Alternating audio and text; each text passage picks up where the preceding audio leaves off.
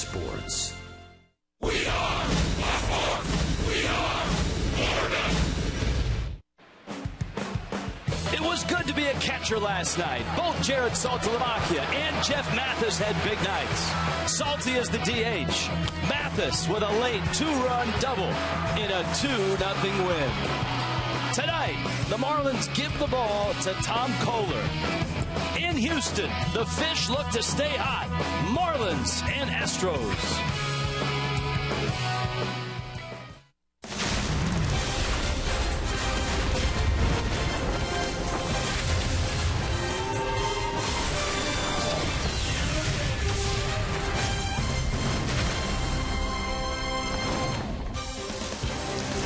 Houston is hot and muggy, and the Marlins are in town for the weekend. But Minute Maid's got a roof, got AC, just like Marlins Park. So tonight, the Astros and the Marlins are ready to go. Game 2, the Fish are hot. They've won 5 of 6. Giancarlo Stanton is DHing tonight. And the Marlins try to keep a hold on third place in the East. Hi, everyone. Rich Waltz along with Tommy Hutton. The Marlins and the Astros. And the Marlins won last night, a tight one, and it wasn't the big names that came through last night. I think it's been a great road trip. It's been interesting to see who the hero's going to be. I'm kind of anxious to see who it's going to be tonight. Yeah, last night was Jeff Mathis with the big 2-run double. It was Brad Hand with a terrific start. And so the Marlins, winners of 5 of 6, 4 and 5 on this road trip. The Fish, in winning these 4 games, have done it with terrific starting pitching. The starters have come up, and they have done a terrific job on this trip. Look at the record of the starters. The Marlins have gone 5-1. The starters are 4-1. KOEHLER, Turner, Eovaldi, Alvarez, Hand last night. They have averaged almost 7 innings per start. Boy, was that needed for the bullpen. And I think because of that, you've seen the strength of the bullpen. Tom KOEHLER goes tonight, first ever career start against the Houston Astros, and you see what he did in Atlanta. 6 2/3, gave up just 5 hits and the 1 run. Now the Marlins will see the Astros' best 2 pitchers in the first 2 games of this series. They beat Dallas Keuchel last night. They get JARROD COSART tonight. How about this? JARROD COSART, you see his overall record, but in his last 12 starts, COSART is 8-3. Wow, there you go. So COSART and the Astros, Tom KOEHLER for the Fish. We will hear from the Big Salad in the Big H in Houston. Marlins, Astros ready to go.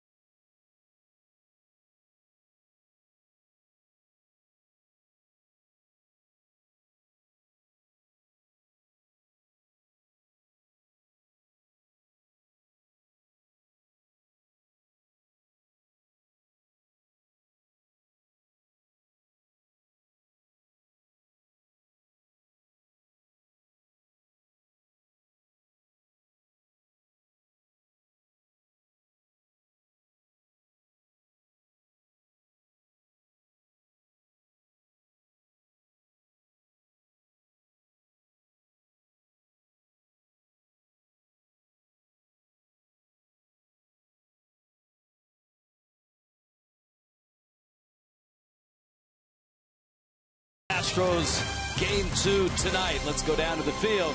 And Preston Wilson. Preston? Thanks, Rich.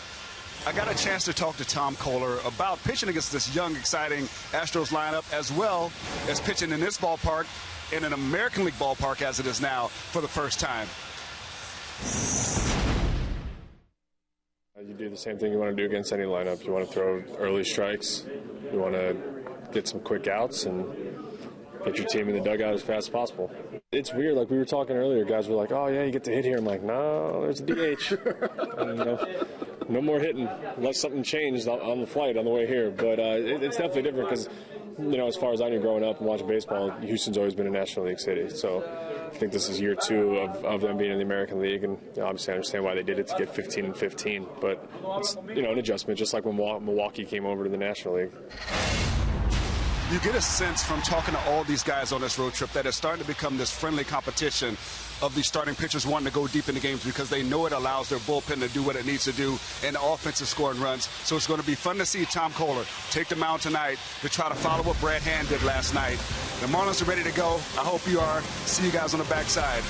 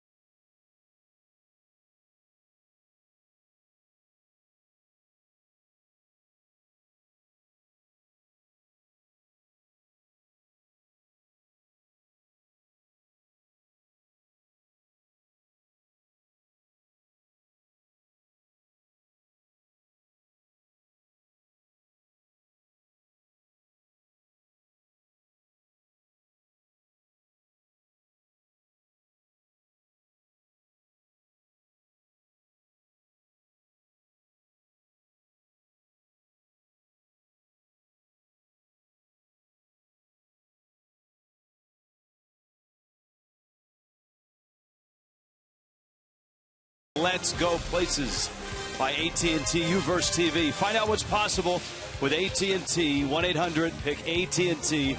Mobilizing your world by Checkers. Checkers brings big flavor for a small price. Feed your craving for quality for only $1. Cha-ching.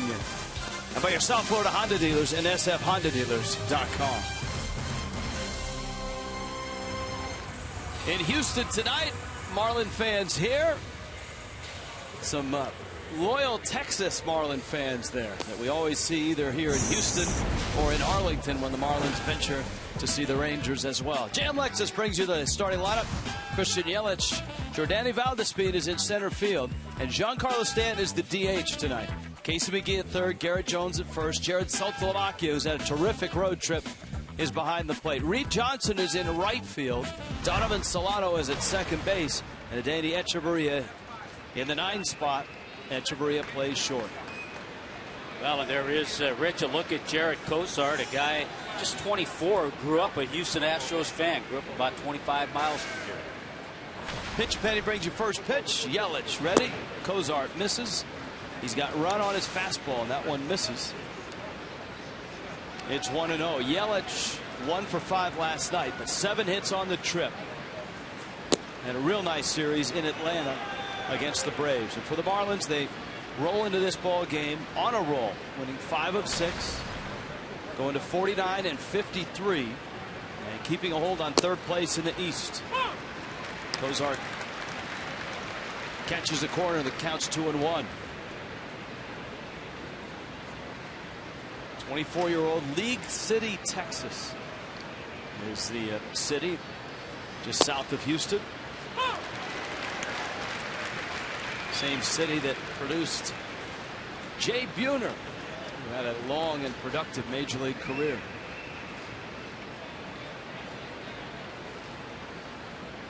Two. I think he's the type of pitcher, Rich, will watch it as the game goes on, that the Marlins are going to have to be patient against. You can't get wild. That's one of the parts of the scouting report. I don't know if I use that one, but you can't get wild. It's always a good mystery to find out what's in that scouting report. Yelich fouls it off. Well, let's break it out early. Yeah, let's solve that mystery. All right, ground ball guy. If he keeps the ball down, he has a nasty curveball. Very quick to the plate, tough to run on. See, I didn't put can't get wild. Well, there's only room for 3, so we have to make the cut somewhere. Yelich smacks that one foul as well. COSART is a guy that was not a draft pick of the Astros. He was one of the players that came over in the Hunter Pence July 11th, 2011 trade. Here's the fastball that misses up. Yelich walks. And Miami has their leadoff runner aboard. And that quick to the plate in the scouting report will be tested here. Well, another one of those at bats by Christian Yelich. That he waited, saw some strikes, saw a lot of pitches away, and finally drew the walk. So that on base percentage of Christian Yelich getting close to 360 after that walk. As you saw with Fox Tracks, Pat Hoberg, the home plate umpire, stuck that call. It was out of the strike zone. We do not have a true center look here in Houston. The cameras are just offset, so a bit of an angle. So keep that in mind when looking at balls and strikes. Yelich away from first. JORDANY VALDESPIN, his versatility coming in handy, not only in this ball game, but possibly tomorrow as well. Marcell Ozuna getting a day off. And it was a real struggle, certainly, for Ozuna coming into this ball game on the road trip. Just 2 for 19. So VALDESPIN plays center field and hits second. There's that 12-6 curveball that we told you about in the scouting report, and that's a good one. That's his first one, and he threw a real good one. Does anyone throw an 11-7 curveball? Every once in a while, yeah, it'll happen. It's if you drop down a little bit. Time call. VALDESPIN steps out. Yelich can run. He has swiped a dozen bags, been caught 3 times. That would be 11-5, wouldn't it? Because I think we've seen a 10-4.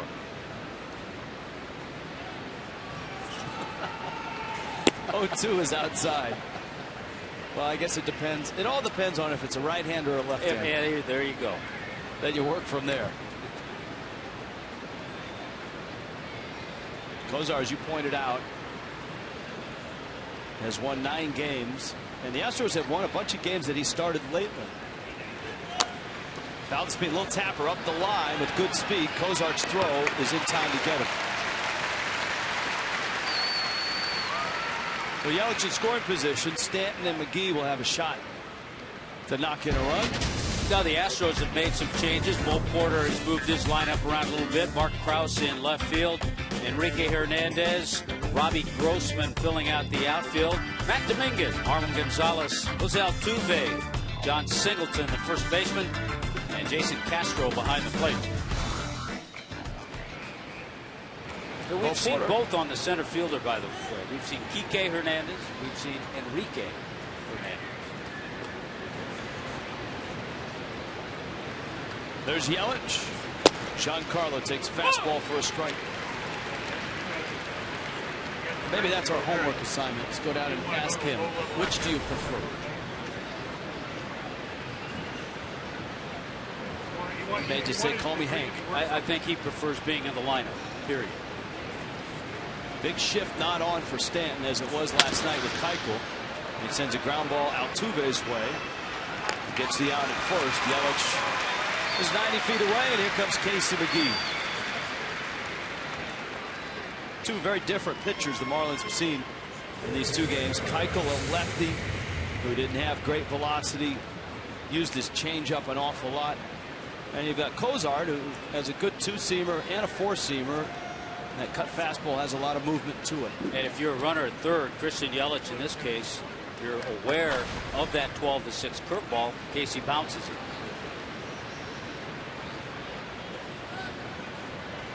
Been a tough road trip for McGehee. The breaking ball misses out. And I think tomorrow Casey McGehee may get that day off. Mike Redmond talking to the media today, saying this is really the first stretch that he's seen McGehee struggle and go for 5-6 games without knocking out a couple hits every other day. What really is frustrating when a hitter, and any hitter and every hitter does it, what has happened, his game plan has been the other way. We've seen base hits the other way. He's done that, but he's hit ground balls the other way, and a lot of them have been double plays. Up the middle, there you go, center field. Hits McGehee is back, and the Marlins are on the board. That'll solve any ill, right there. Because the point I was trying to make, so now you think, do I have to change my approach? Well, you know what? Casey didn't change his approach. He stayed back, he stayed the other way, and hammered it up the middle. What a terrific year he's having. That's RBI number 58. The National League leader with runners in scoring position gets another hit with a runner in scoring position, and Yelich crosses, and Garrett Jones is up. And the bottom line to get Casey McGehee out of a slump, just try to make sure they're men in scoring position.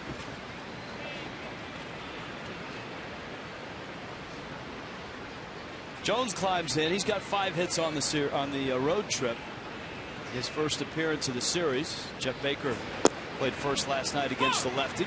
I got a good question for you, Rich. If Mike Redmond is thinking about maybe giving Casey McGehee tomorrow off, mental day, well, what if Casey McGehee has a 3-hit night and drives in 2 or 3 runs? As a manager, that's why you say, I'm thinking about giving him the day off. High fly ball.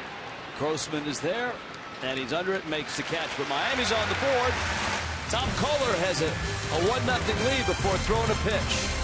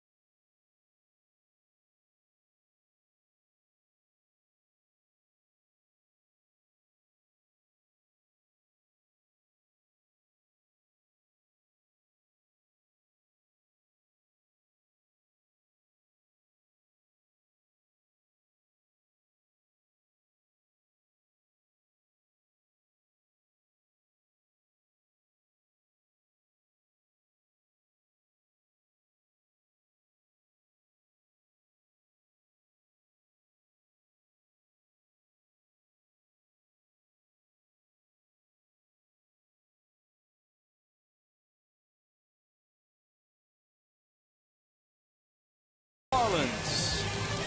Now that's a conflict out there. Everybody get along here in Houston.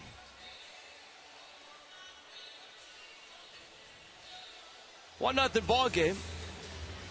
Marlins up a run, and here come the Astros.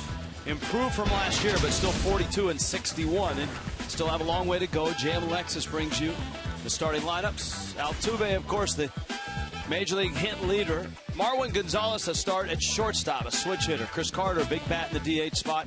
Jason Castro is slotted fourth, with Matt Dominguez sliding to 5. John Singleton gets a start tonight. He's at first. Mark Krause is in left field. Kike Hernandez is in center.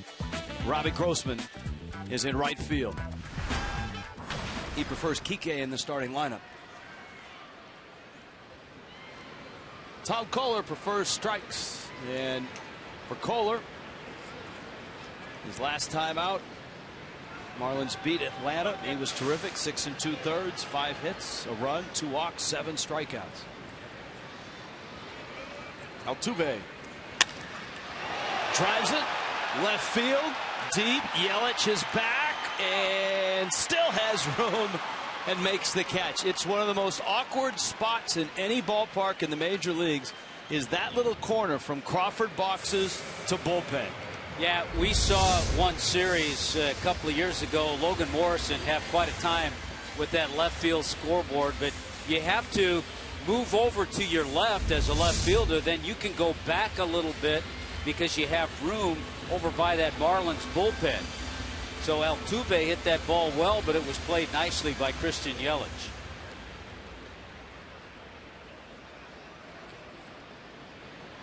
Marwin Gonzalez now for the Astros. Gonzalez has been nursing a hamstring injury. Of the shortstops that the Astros have rolled out here in this series, Gonzalez better with the bat. And last night, Gregorio Petit better with the glove.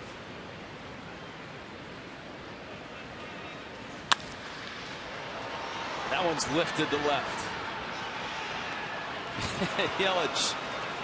He almost pulled a Chad Qualls out there and left. Big smile on his face.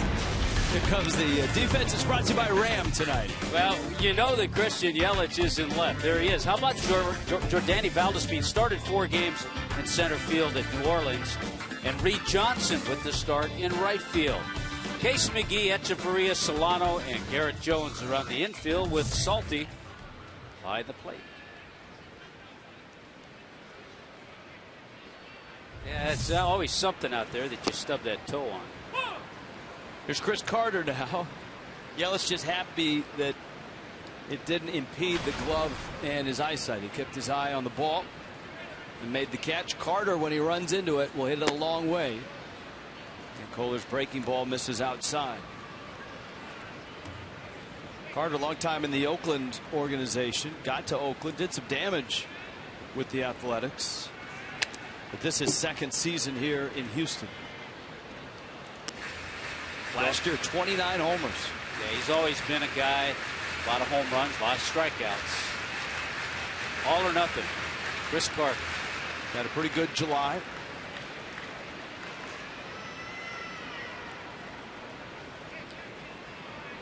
Carter punched out 212 times last year.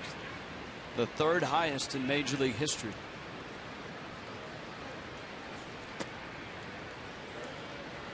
He's in that Mark Reynolds, Adam Dunn area. Drew Stubbs.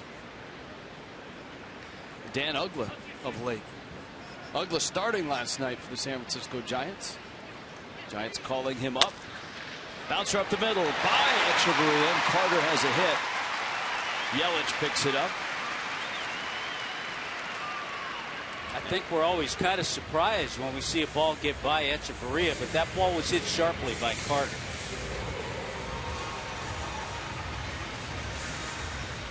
And so Jason Castro comes to the plate. If you have been away from Major League Baseball for the last couple of days, there's some interesting bits of news out there. The fact that the Giants did promote Dan Uggla, and he started last night. He was 0 for 2. The fact that the Giants also added Jake Peavy from the Boston Red Sox for a pair of pitching prospects. So the Giants certainly doing all that they can to hold off the Dodgers, acquiring Peavy and bringing up Uggla. The other bit of news with the injury to Yadier Molina, the Cardinals have signed AJ Pierzynski, who was in their lineup today. That's a really interesting fit. Pierzynski in St. Louis. But really, when you think about it, if you're John Mozeliak or any general manager looking for a catcher, you just can't, walk into Dick's Sporting Goods and pick one off the shelf. The good ones all have jobs. Driven to right and hammered and deep, and Castro gives Houston a 2-1 lead.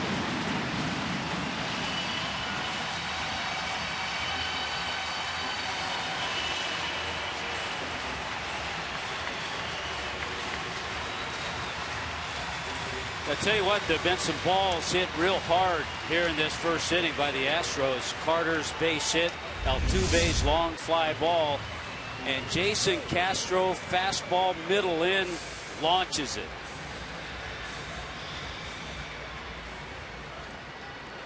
Target was out and the ball drifted in. For Castro, number 9 on the year. Now Matt Dominguez is up. So the Marlins got a run in the top of the inning. Houston answers with 2.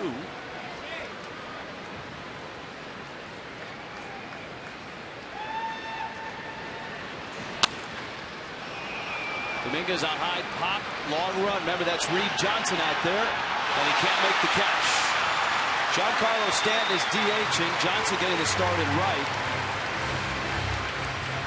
And that one popped out of his glove just in foul territory. Veteran outfielder Reed Johnson, even though he had a long way to run, he'd come up here and tell you and I, boy, I had that one in my side pocket. But he didn't.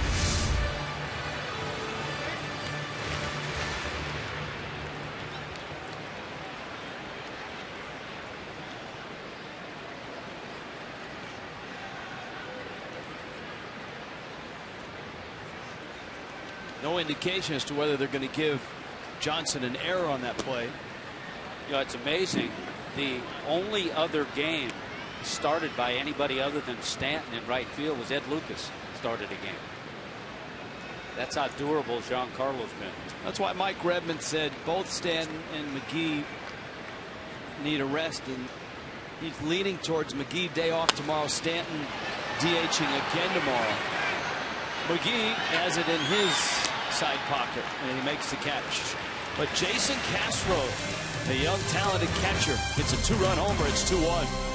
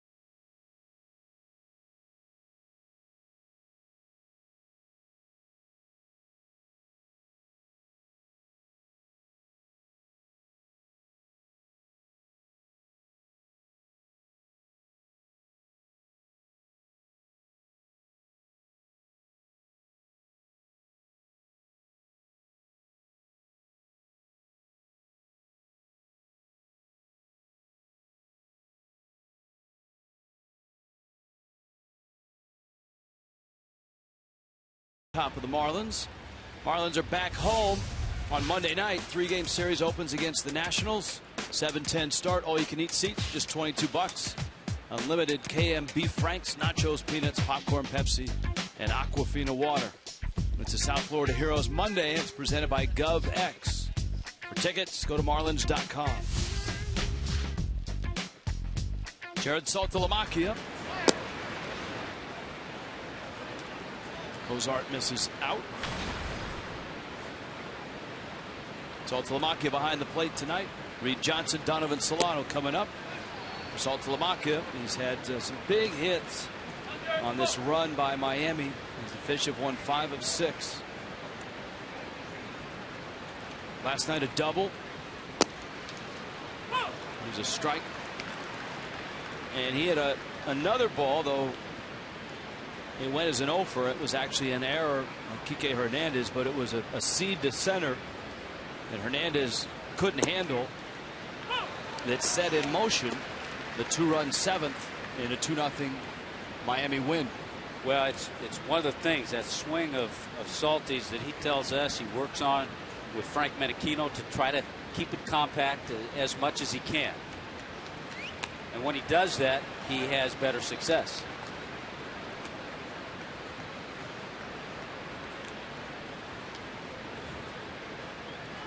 Count 2-2. Big shift on for him.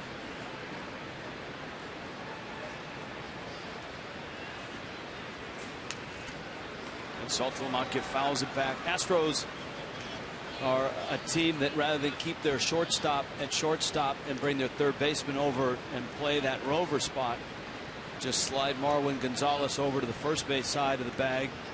It's Matt Dominguez who's out there by short.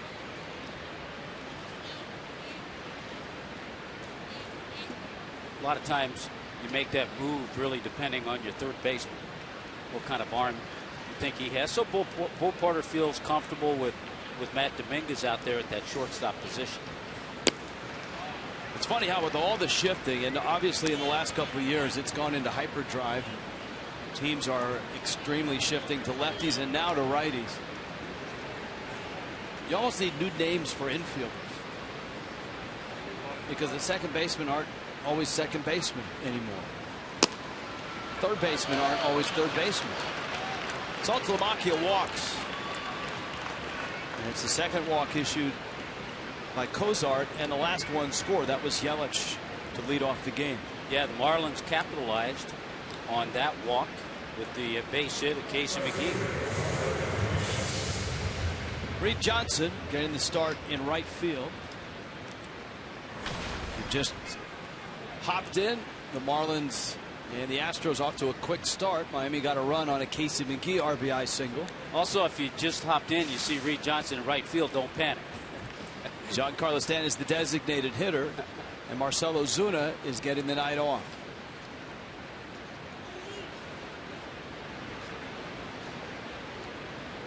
Stanton bounced out his first at bat.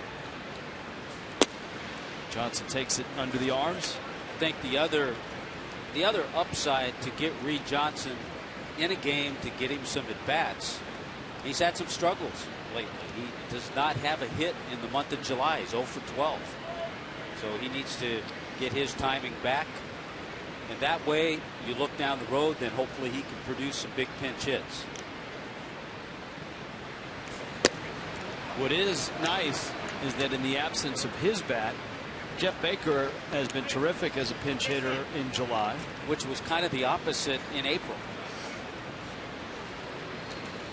Brent Strom, the pitching coach for the Astros, doesn't like what he sees, and an early visit here. Yeah, he got out there quickly after a couple of high fastballs missed way out of the zone. Veteran left-handed pitcher, Brent Strom. Strom replacing Doug Brocail, who's still in the front office here in Houston. You can see Randi Institute happening, part of Fox Tracks and the big show tonight.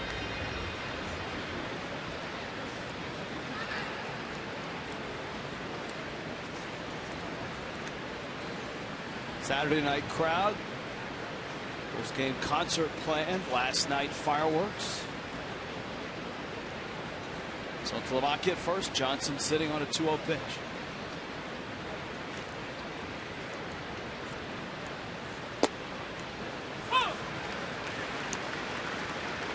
They give Reed Johnson a big gap in left center because the center fielder, Kike Hernandez, shallow and shading toward right center.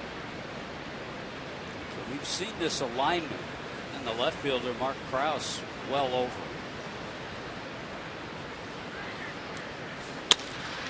Johnson drives it center field deep. Hernandez back, reaching up, makes the catch. Well, Reed Johnson hit it straight away center field, and Hernandez was able to get back there and run it down. Well, that's just tough luck. Reed Johnson hit that ball as good as you can hit one. And remember, it was a misplay by Hernandez last night that opened the door for the Marlins to score their 2 runs. But he runs this one down and makes a nice play.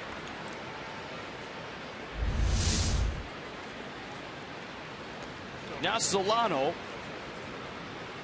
Donovan Solano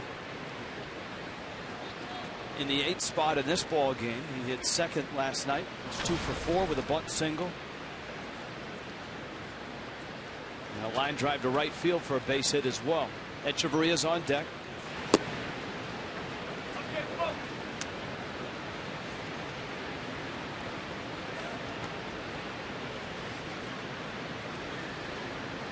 There are the road trip numbers. Miami opened the trip up on Monday in Atlanta. Solano rips it down the line. And with Krause playing in the gap, he's got a long way to go to get it. SALTALAMACCHIA to third. He'll be stopped there. And Donovan Solano continues a torrid trip. His 8th hit of the road trip. 8 for 15. A double. Second and third and 1 out. Here's Echeverria. Yeah, we told you coming into the game, hitting .370 in the month of July. Even some of the outs he's made, he's hit the ball on the nose. So Donovan Solano with another big hit. Extra bases this time.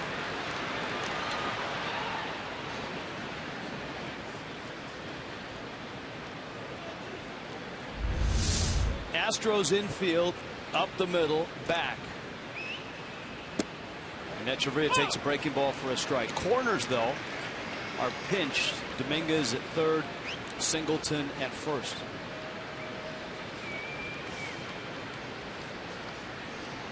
And the outfield really to right center for Echeverria.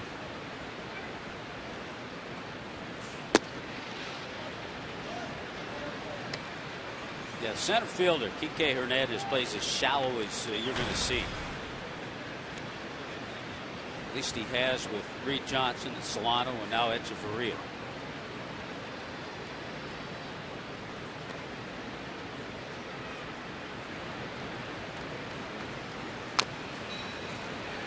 Not too often do you see that much real estate behind an outfielder. Well, behind and to the right of the outfielder, you've got Towles Hill at 436 feet. Got a big gap to the left of that, 404. He's playing about 300 feet away.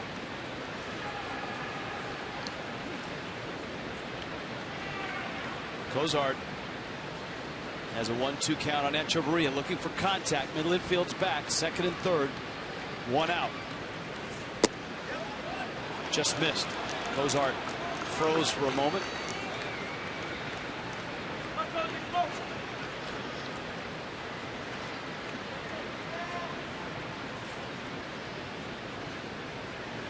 Echeverria, terrific defensive play last night and was 1 for 3.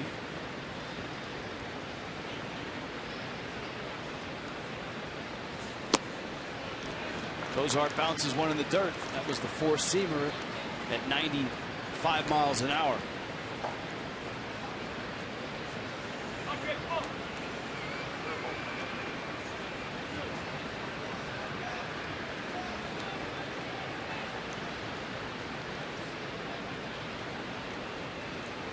Yelich on deck.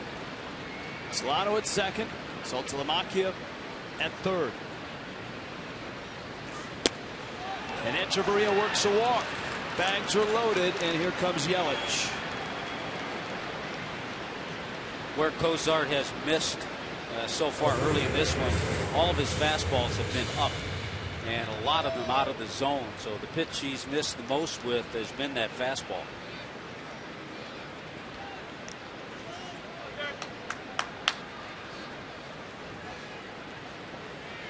Frank Menachino said the key to hitting Jared COSART, patience, because he will get wild, effectively wild, and that was something you talked about, Tommy.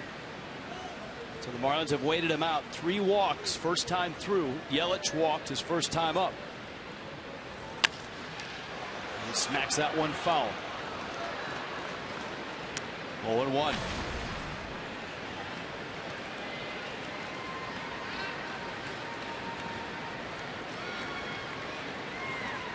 Gonzalez and Altuve back for 2.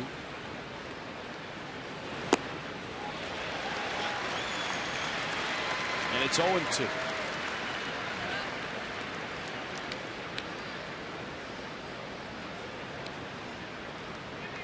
Just his 7th at bat this year with the bags loaded.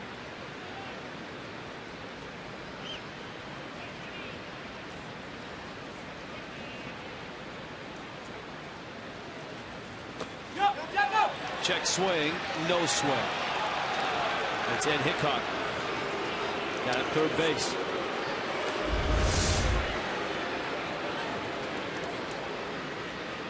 I think he did, but I think you and I both seen that called a strike too a few times.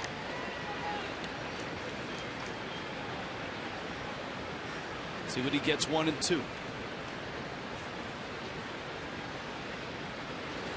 Long sequence from Castro. COSART with a 1-2. He didn't throw that pitch with much conviction, and it was obvious that he and his catcher weren't on the same page. Yeah, you usually see that when there's a long look in. Sometimes you even see the catcher call time and go out to the mound.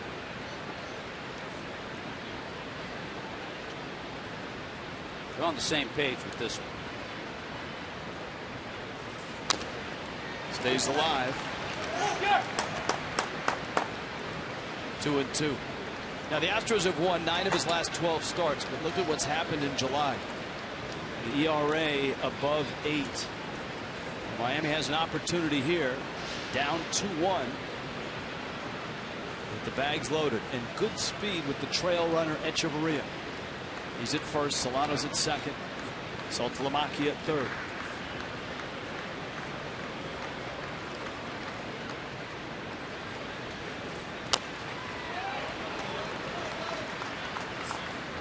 Yelich fending off breaking balls right now.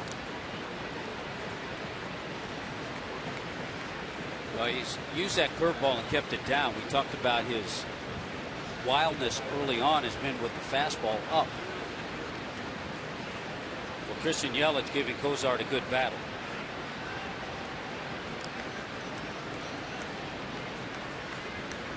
Another 2-2 coming. Topped foul.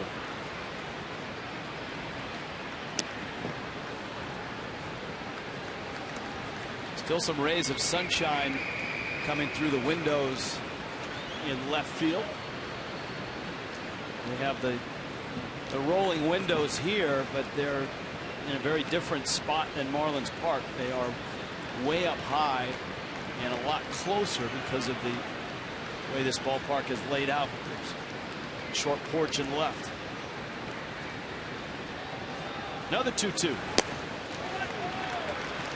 Another 3-2 count. First time up, Christian Yelich saw a lot of pitches. Finally got it to a 3-2 count. Drew a walk.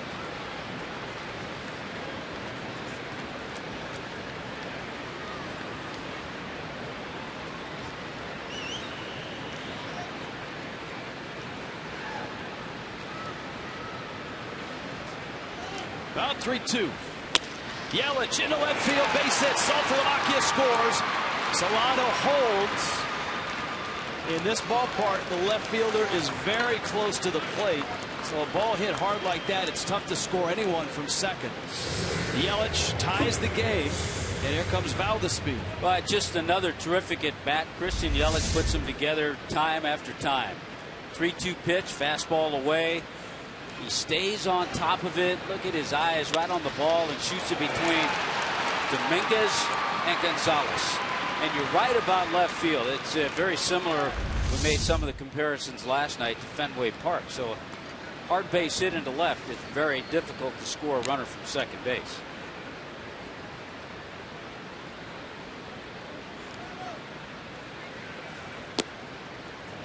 Now VALDESPIN.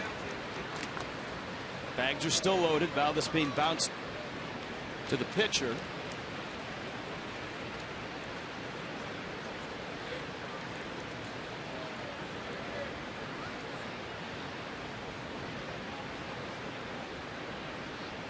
Here's a 1-0. It's a strike. COSART has thrown 51 pitches. Yelich has seen 17 of those 51. Wow. 17 and 2 ABs. He's drawn a walk and scored a run, and he's driven in a run with a base hit. Middle infield still back for 2.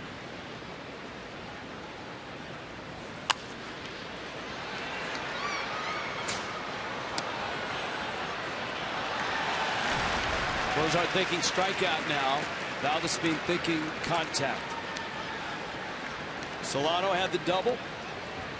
Echeverria walked. Yelich an RBI single.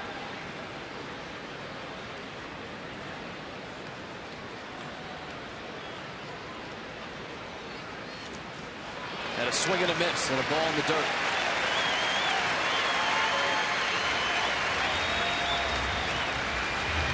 VALDESPIN strikes out, and it's Giancarlo Stanton with the bags loaded.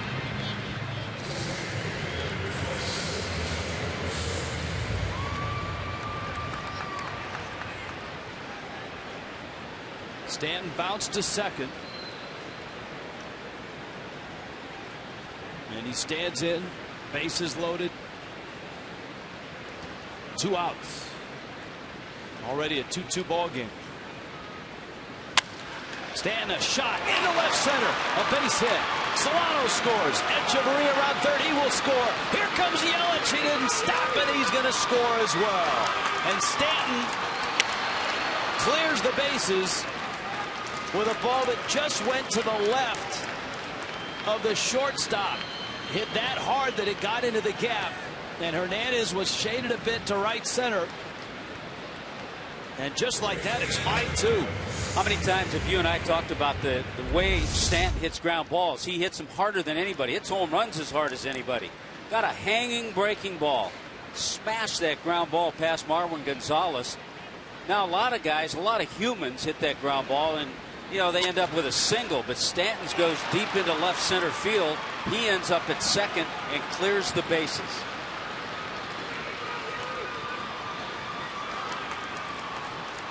But Stanton now in scoring position. Here's McGee, who drove home a run in the first.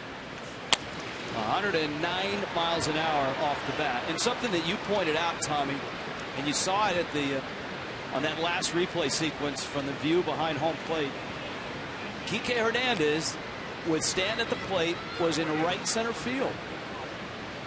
He had moved back a little bit. He wasn't quite as shallow as he was when we were talking about him earlier, but still he was not straight away. He was in right center.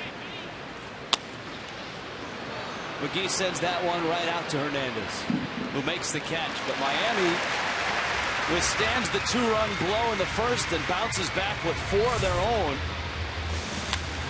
3 coming on this Giancarlo Stanton double.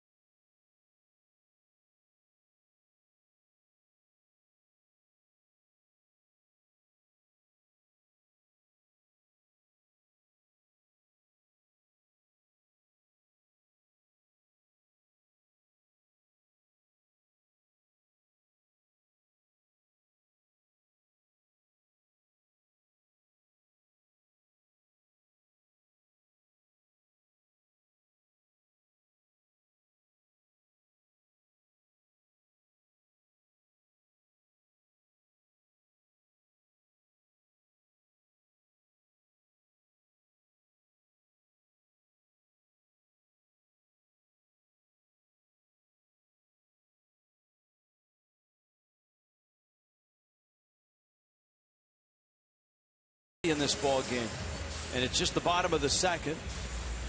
Might as well tweet your fan photo, hashtag it FL fan photo, and the blue ribbon panel working over the weekend and working hard will select your shot, and you can be part of our telecast tonight from this great city of Houston here in the big state of Texas.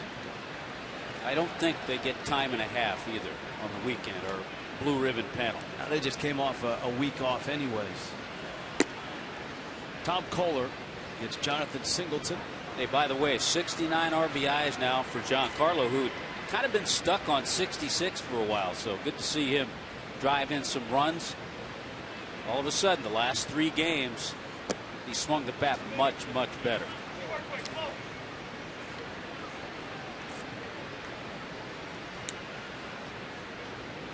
DHing tonight, so he watches as Tom Kohler works on Jonathan Singleton. Little tapper, Kohler has it, and he gets to the bag in time to get the out.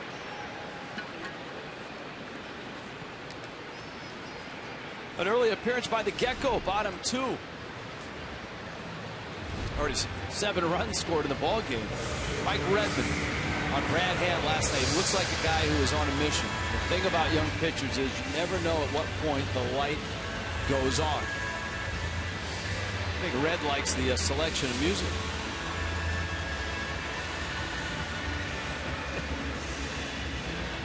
Well, the light has gone on, if you want to look at it that way, for Brad Hand, especially his last 2 outings. And the Marlins will try to keep that light on. Kraus, breaking ball for a strike. And 2 terrific starts against the Astros and against the Giants.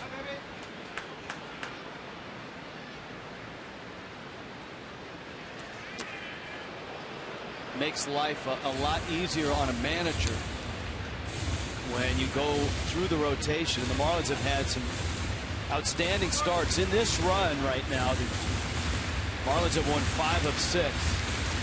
Hand has made 2 of those very nice starts. And I think another important start tomorrow when we see Jacob Turner go out there after his solid 5 innings in Atlanta.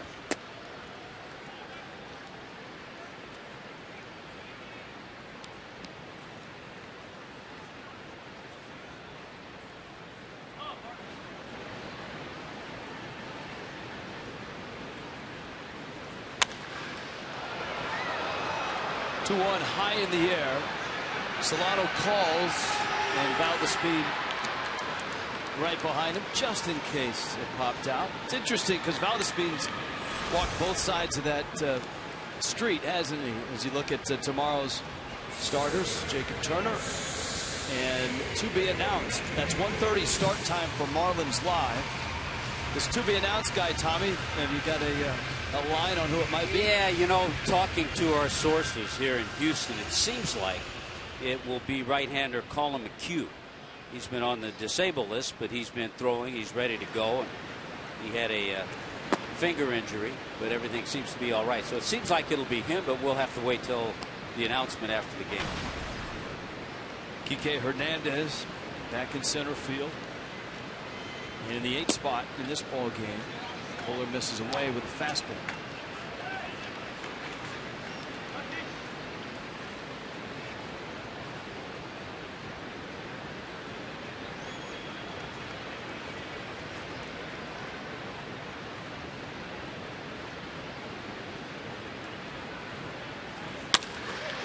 That one's driven deep, left center, off the wall, just missing a home run. If it's about 5 feet to the right, it hits to the right of that yellow line that goes up the wall, and it's out of here. As it is, it nestled in that corner.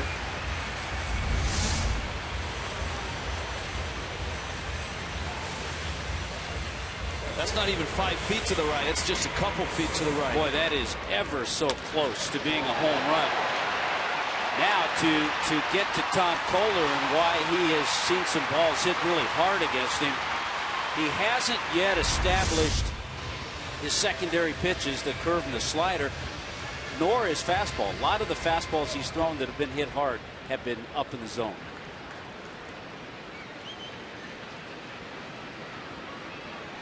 Robbie Grossman in the 9 spot for the Astros, right fielder.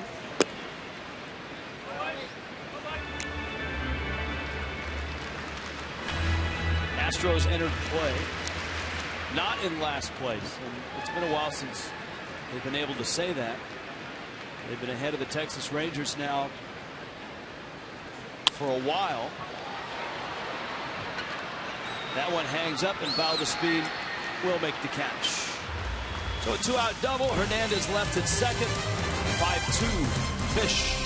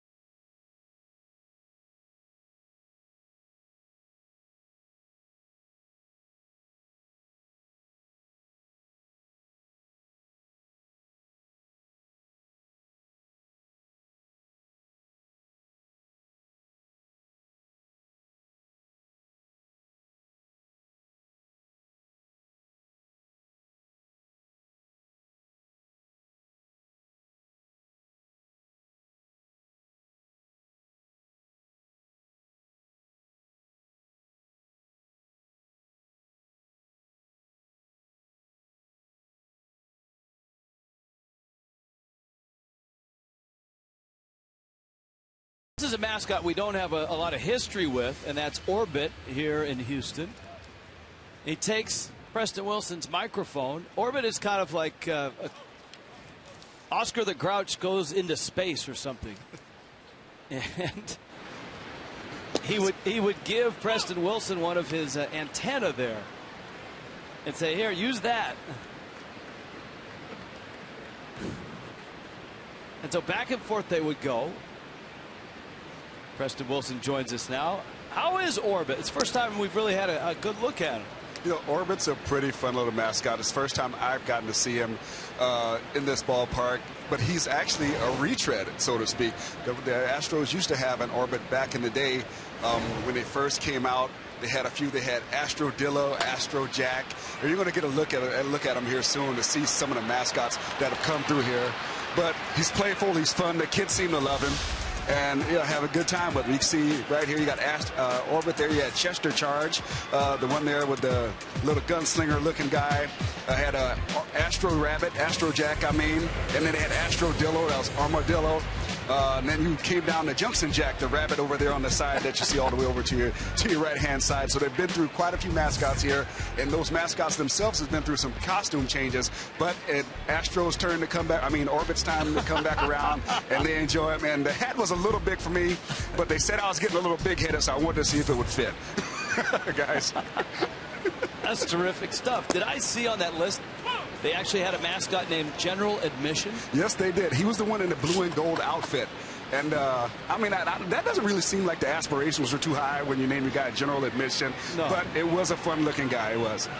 I like Orbit. He's, I would rank him right middle of the pack right now. Yeah, one of those mascots in years past almost looked like Yosemite Sam. Garrett Jones with a base hit. Saltalamacchia is up right now. Big infield shift even with Jones at first base. Jared COSART gave up 4 runs in the second. Saltalamacchia Swings and misses. Hey, with Garrett Jones getting that base hit, this has been a nice place for him to hit. He's had some success at Minute Maid. So Garrett Jones with that base hit at Minute Maid. Garrett Jones has 6 home runs in 32 games now, 31 games. This is 32nd. So coming in here with the Pirates, of course, when the Astros were in the Central. Reed Johnson lined to center back in the 2nd.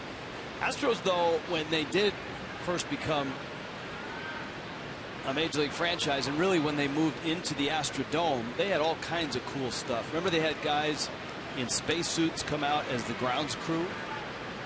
They had the exploding scoreboard in left field. One of the first. Not with real explosives. It was state of the art. Was that Astrodome back in the 60s? They called it the 8th wonder of the world. And that's where they first used AstroTurf. They were the Colt 45s to begin with, and then the Astros, in honor of Houston's great involvement in the space program.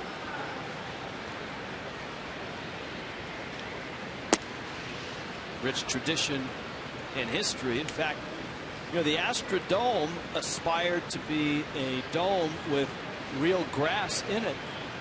Their first year, the ceiling of the Astrodome were glass panels to let the light in, to let the grass grow.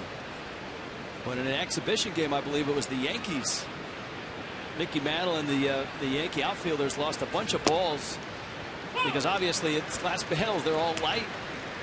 And they decided, well, you better paint those. And once they painted them, the grass died, and thus the need for someone to invent AstroTurf.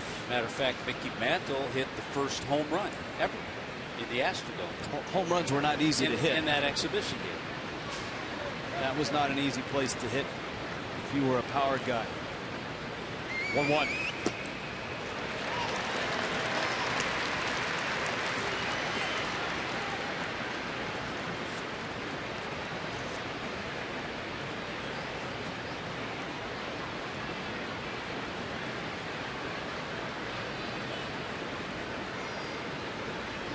Jones still at first.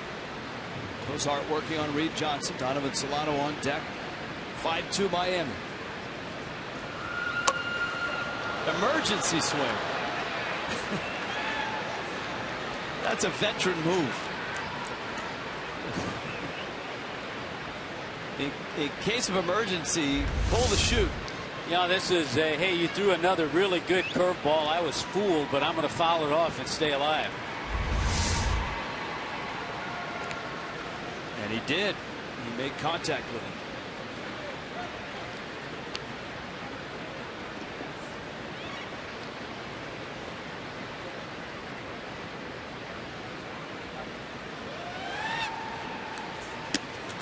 Wow. There's that fastball again, way out of the zone high. It's a great play. You talk about catchers when they block balls, and that's a good play to see a catcher do that. That's every bit as hard to do what Castro just did, to come out of that crouch and a 93-mile-an-hour fastball to keep it from going back to the screen. Keep your left arm in the socket as well. 2-2. Johnson fights off another breaking ball. Did you know this copyright telecast is presented by the authority of the Marlins, may not be reproduced or retransmitted in any form. Accounts and descriptions of this game may not be disseminated without the express written consent of the Miami Marlins.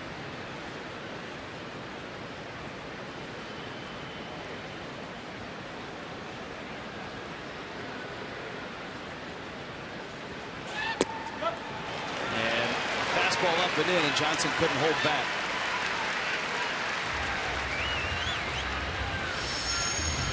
Marlins and Nationals, 3-gamer starts on Monday, and on Tuesday, half-price tickets on the Lexus Legends level, baseline reserve, bullpen reserve, and home run porch tickets with the Miami Herald half-price Tuesdays. For details, pick up the Tuesday edition of the Miami Herald or Nuevo Herald.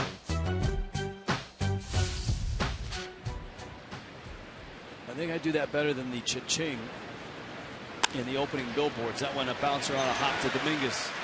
Across the diamond in time. COSART works around that leadoff single. 5-2 Miami in Houston.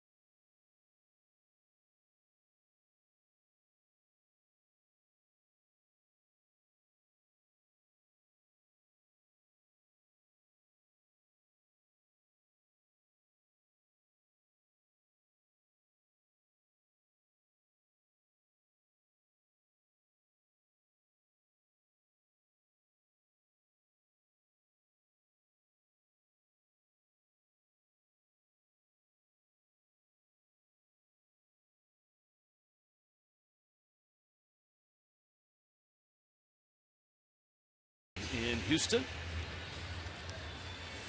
Fox Sports Supports is proud to collaborate with Stand Up to Cancer, a groundbreaking initiative created to accelerate innovative cancer research that gets new therapies to patients quickly in order to save lives now. For more information, visit foxsportsupports.com.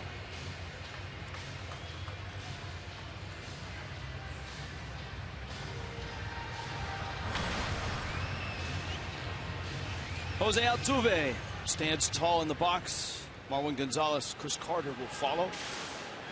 Altuve, such an exciting player for the Astros.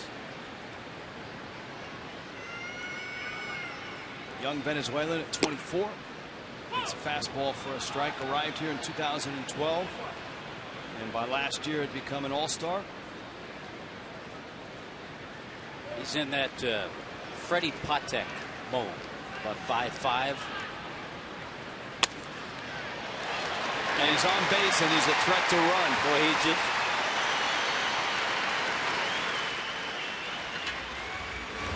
Altuve leading the major leagues in hits. And leading the American League in stolen bases. 41 stolen bases. He's been caught just 5 times, including last night.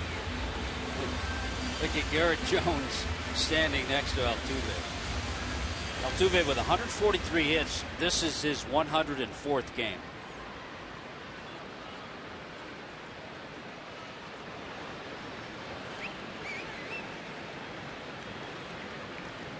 Well, Altuve certainly thinking about second base right now.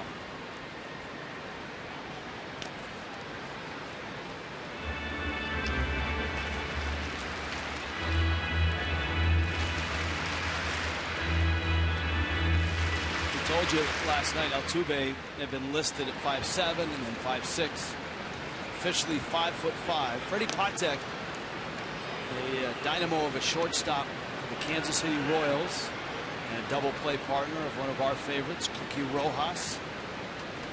That was in the 70s. Those terrific George Brett, Frank White, Dan Quisenberry.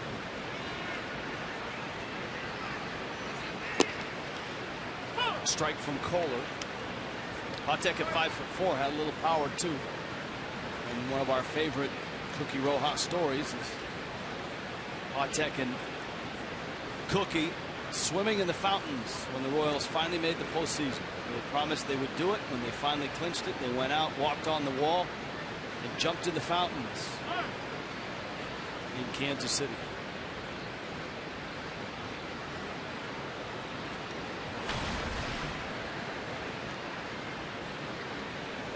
Altuve does not have a big lead.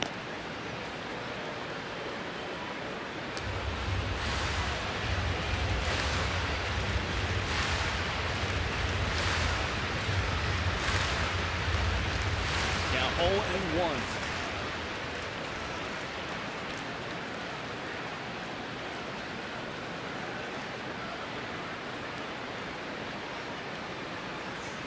Forward to the plate, missed down low. I think again, when you have a 3-1 lead, 3-run lead, you've got to be careful about devoting too much time to Altuve. You've got a good part of their lineup coming up, and so you have to be careful and go after the hitters.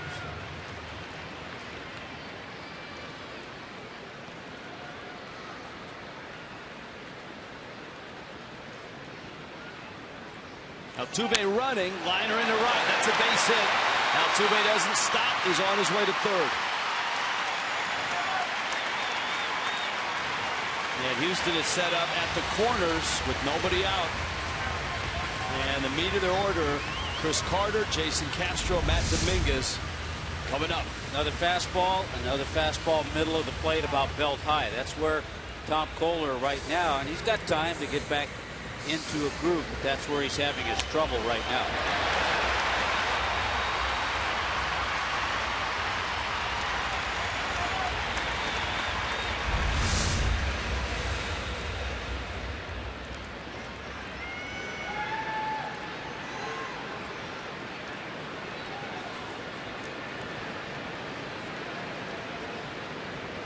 Now Carter. Carter singled in the first. And the next hitter, Jason Castro, hit one way up in the seats in right field.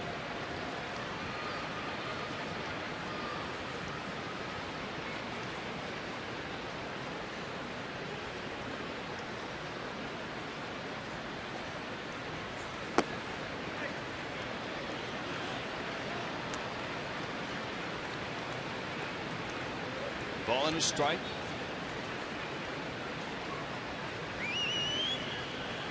Jose Altuve. Marwin Gonzalez.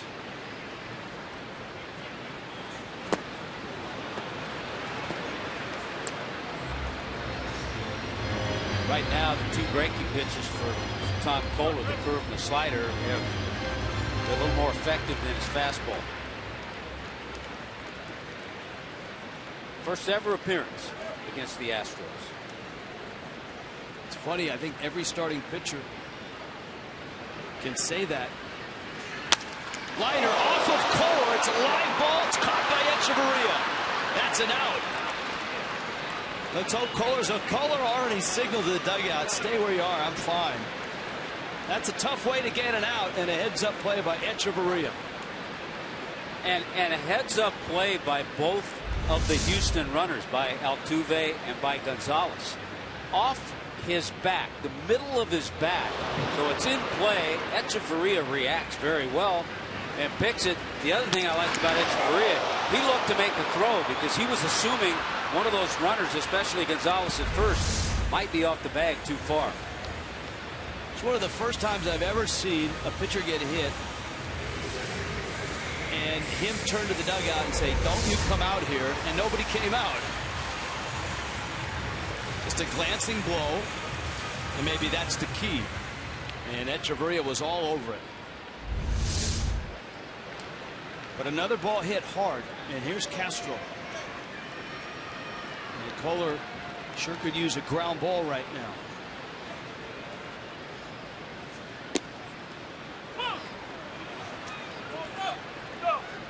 How do you identify that in your scorebook? That line drive out. I put it goes 1 to 6. L16.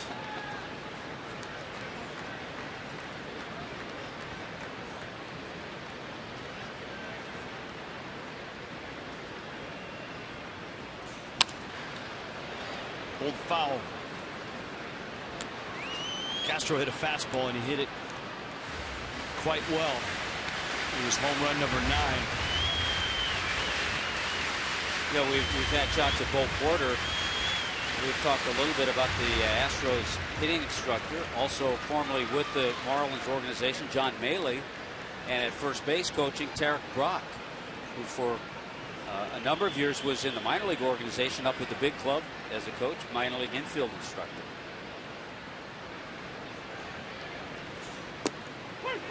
Great breaking ball.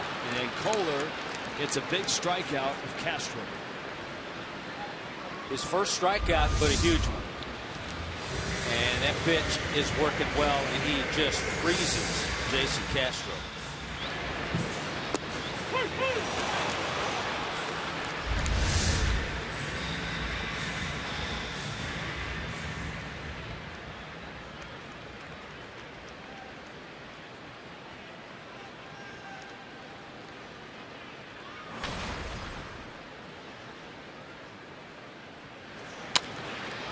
First pitch swing, Matt Dominguez lifts it into the seats.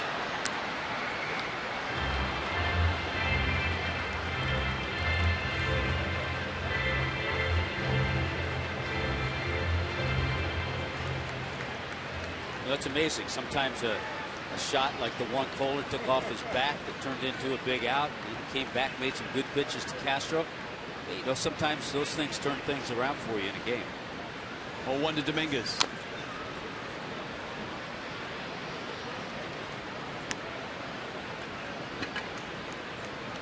We'd like to say if he could get Dominguez, he'd really dodge one, but he hasn't. That line drive by Carter was ticketed for center field. And hit Kohler in the back. Echeverria made the catch. Kohler, to his credit, terrific breaking ball to strike out Castro. And here's the 0-2. And another one for Dominguez. Oh, yeah. That's a terrific comeback by Tom Kohler. And the reaction, got it.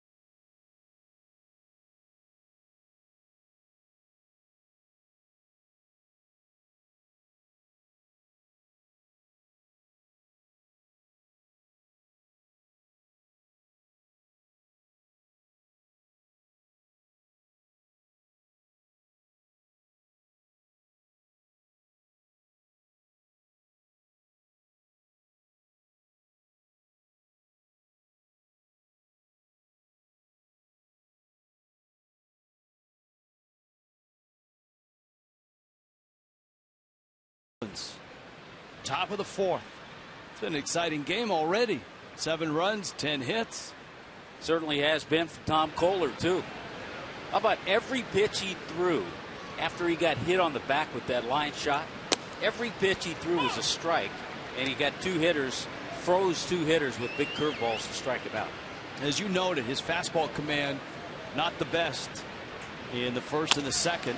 And Echeverria finds center field with a base hit. And so Echeverria has walked and singled, and he's in front of Christian Yelich. Marlins had a big inning in the second, and Yelich is at bat, a big part of it. Well, it's fun sometimes to go back pitch by pitch. Fouls off a fastball. COSART gets the curveball. Check swing there. That was a close one. Tried the curveball again. There's a fastball that he fouls off. He ends up seeing 9 pitches in this at bat. He's seen 17 pitches in his first 2 ABs. Got the fastball out over the plate, poked it into left field.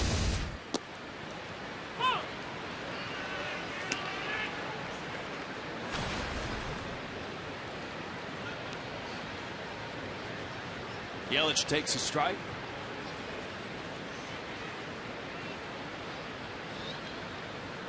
Echeverria inching away from first.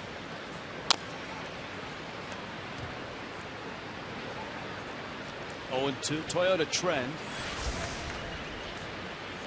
On the road. Yelich at 291. These are the Marlins that hit better on the road. Garrett Jones, Donovan Solano, and Yelich. These are the only 3 Marlins that do hit better on the road.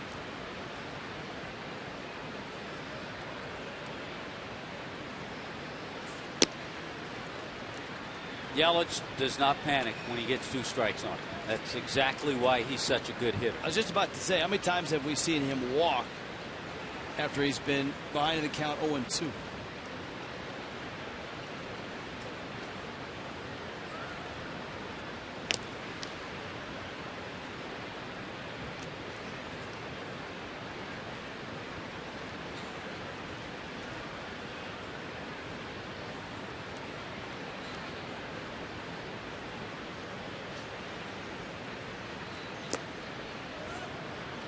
Changeups. COSART's tried that pitch a few times.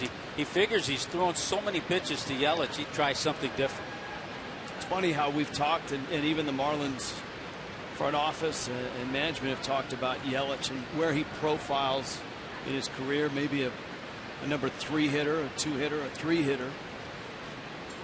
He's been a terrific leadoff guy. In the American League, you might even say leave him at the leadoff spot, because oftentimes American League managers will put a second leadoff man in the 9 spot.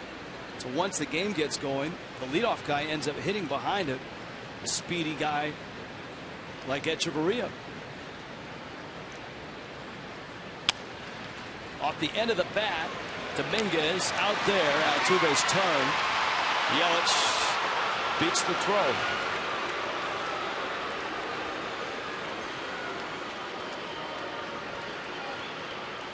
Everything has to be just right for an infield to turn a double play with Yelich running.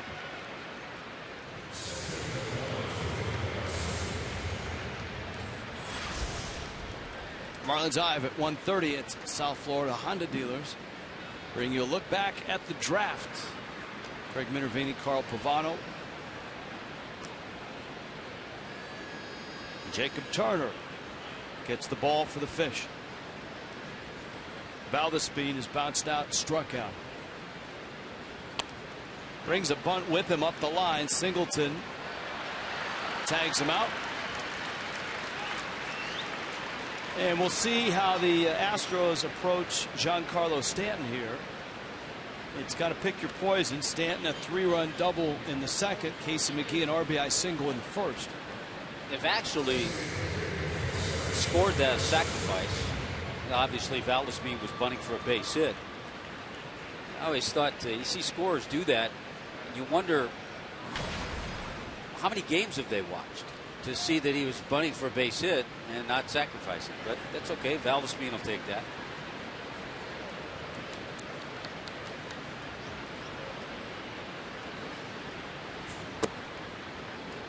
COSART misses away. Stanton hit a ball to the left of Marwin Gonzalez. What was it, 105 miles an hour? They're all running together now. Yeah, they are. Anything over 100 off Stanton's bat. Excuse me, 109.5 to be exact. I got a feeling he's not going to see a whole lot to hit this AB. I think he knows it. But remember our conversations with guys like Votto and Wright and Zimmerman. On a spot like this, you still have to be ready for that one mistake.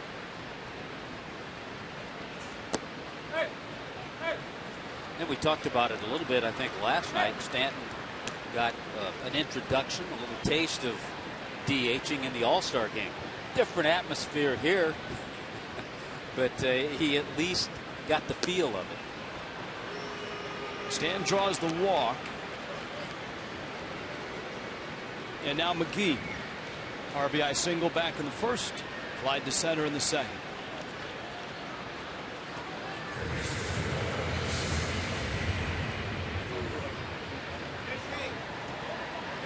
So first and second. Outfield play, McGee to right center.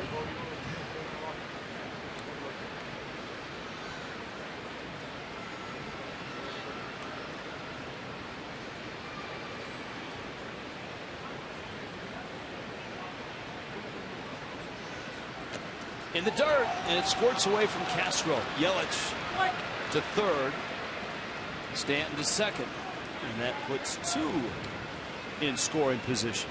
Now with the runners at second and third and a runner at third base, do you think COSART feels comfortable coming back with another curveball?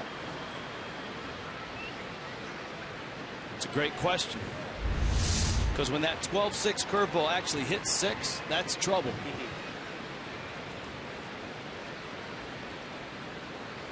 He did, and it was a good one.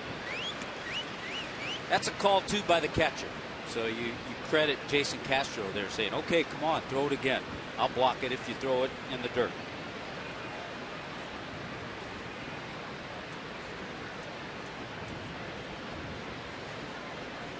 Outfield to right center.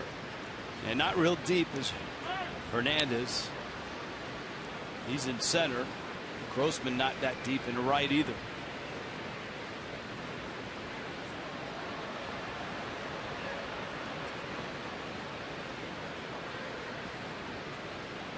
Two outs, runners in scoring position. 373. 371 with runners in scoring position all season long. That's tops in the National League. Lays off that one. Well, he's throwing him 3 straight curveballs. You know, and we've mentioned this so many times, for McGee, this is very much like his at-bats last year in Japan. Fastball fouled off, where he saw a lot of off-speed stuff, a lot of split-finger fastballs, and that really forced him to revamp the approach and the swing.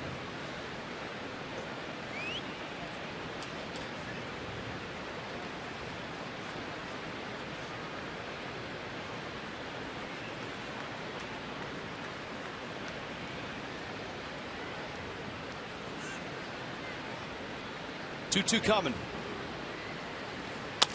McGee, a grounder up the middle. Gonzalez to first in time, and the Marlins leave those two out there. 5-2 fish.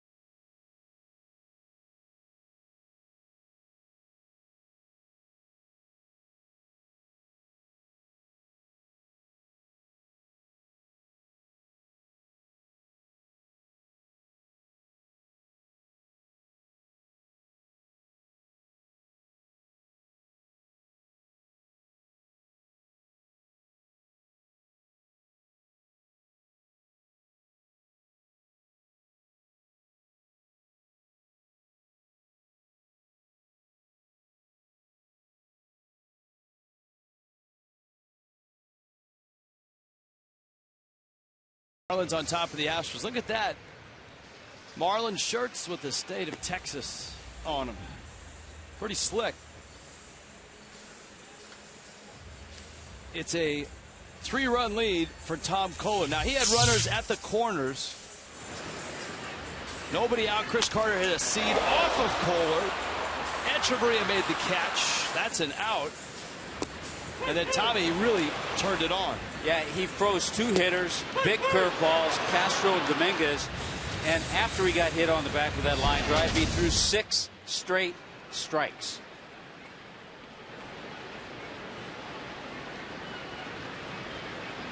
He climbs in now. John Singleton, Mark Krause, KK Hernandez. We talked about that deal earlier with the Philadelphia Phillies involving Hunter Pence. Singleton was another guy who came over in that deal. Wow, that's a mighty rip. That's a big poppy rip from Singleton. That's a Ryan Howard type rip, who, by the way, is in the lineup for the Phillies. He's sat 3 games in a row, not by choice. No, Ryan Sandberg brought him into the office, said it's a platoon situation. You're going to be in and out of the lineup. Another big swing by Singleton. And there's been talk in Philadelphia of the Astros, or excuse me, the Phillies, either eating his contract or trading him and eating just about all of it to trade him.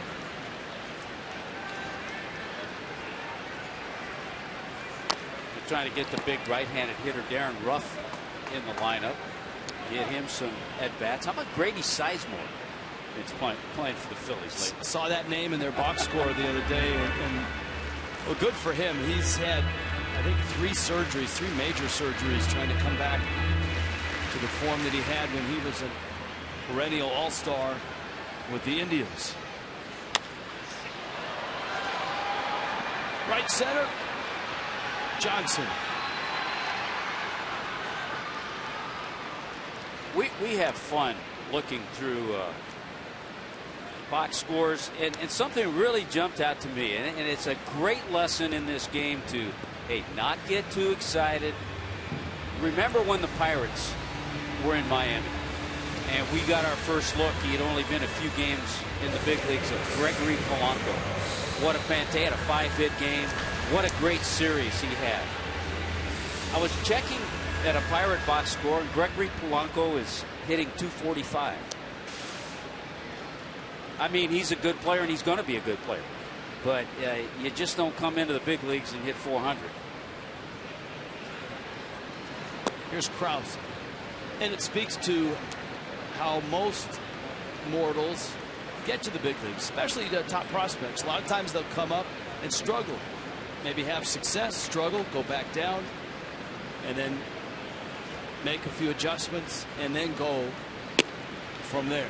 It speaks to scouting reports and how much video there is now and how other teams can make adjustments and can find guys' weaknesses. Mark Krause rips it in the corner. Johnson ventures over. And Krause out of Ohio University has got himself a double. This so far has just not been a night for Tom KOEHLER to spot that fastball where he wants. Everything that's been hit hard. That was a 94-mile-an-hour fastball, but good adjustment by Krause. He was in a little bit, but he made a good adjustment with his hands.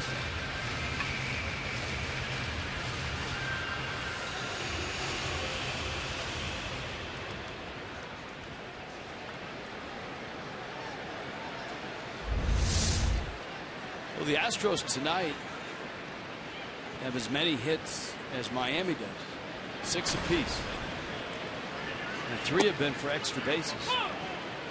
A couple doubles.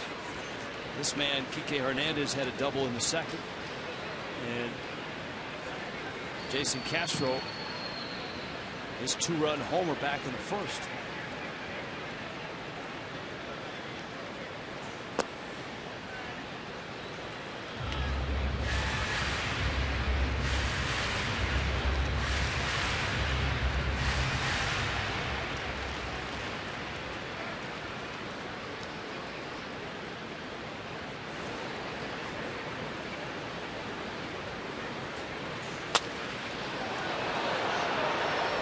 Love to see Tom Kohler get through this enough innings, have his bullpen, keep it intact, and come out with a win, and we can go home and say, as a couple of souvenirs from Minute Maid, a win and a mark on his back. He did get an assist on the play.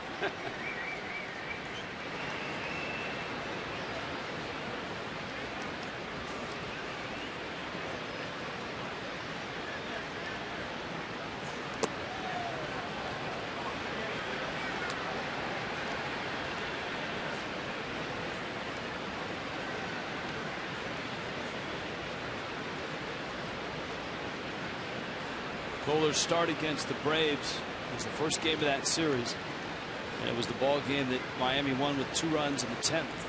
Kohler had no decision. Chopper, Kohler has it. Didn't even think about the runner. That's good heads up. You've got a 3-run lead. Get the second out. Runner does get to third.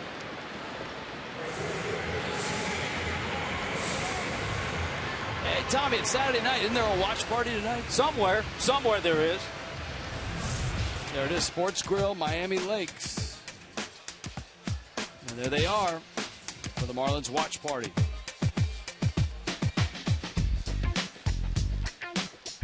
I think more than any mascot in any sport, Billy the Marlin spends more time in bars.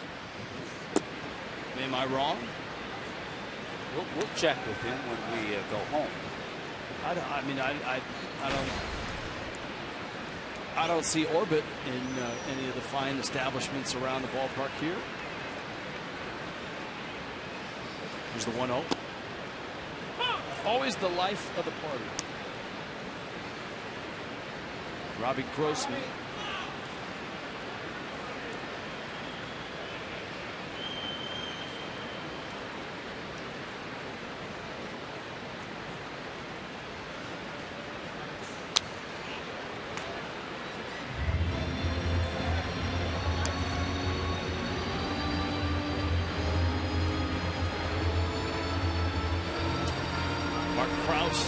At third base. Kohler working on the 9-hitter.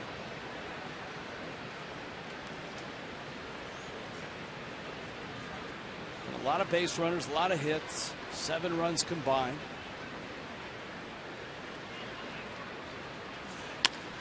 Liner etches there, and he makes the catch. And Kohler gets through the 4th, onto the 5th in Houston. Minute Maid. 5-2 Miami.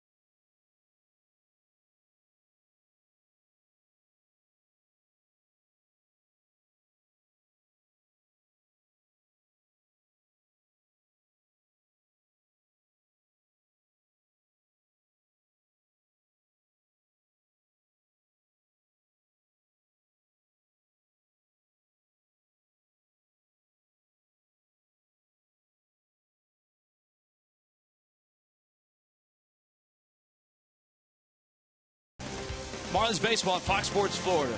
Brought to you by Palmetto 57 Nissan, Palmetto 57 Volkswagen, home of your money back guarantee. Those are large oranges.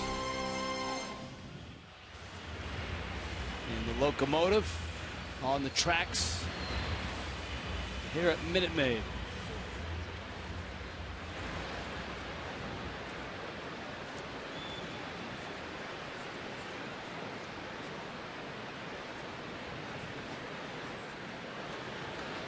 Garrett Jones, Jared Saltalamacchia, Reed Johnson against Jared COSART. Jones is flying out single, as Tommy Hutton documented. Jones, a frequent visitor here as a Pirate, and liked hitting here. Yeah, he's had his frequent hit card stamped many times. Deep center, Hernandez has it. Almost had it stamped one more time. That's a long ways. That 436 at the very top of the hill is even deeper than Marlins Park, and that warning track is about 405 feet from home plate. Obviously, when you play shallow the way Hernandez does, he feels more comfortable going back on balls, and he went back on that one really well. A lot of room.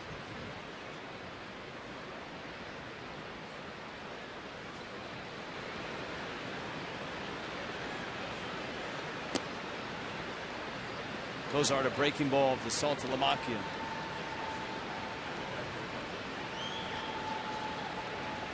One out in the fifth.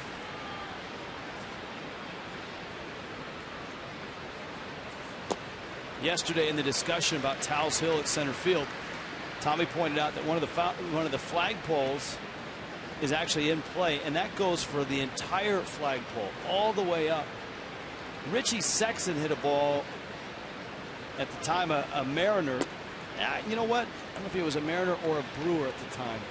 But he hit a ball about, I want to say 30 feet up off of the pole, and it stayed in play. So it would have been way out. Oh, yeah. That's bad luck.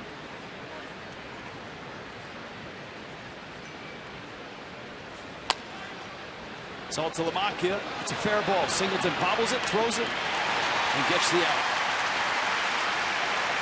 Pretty good play by John Singleton. He did not panic after the little bobble, and then he allowed time for his pitcher, Jared COSART, to get over there, and he gave him a good throw.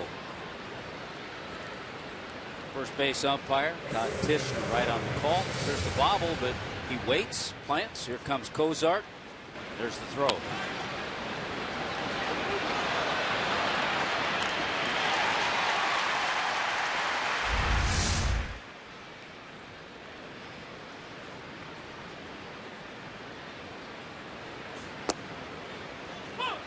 Reed Johnson now. Well, that's the guy you want to see get going again.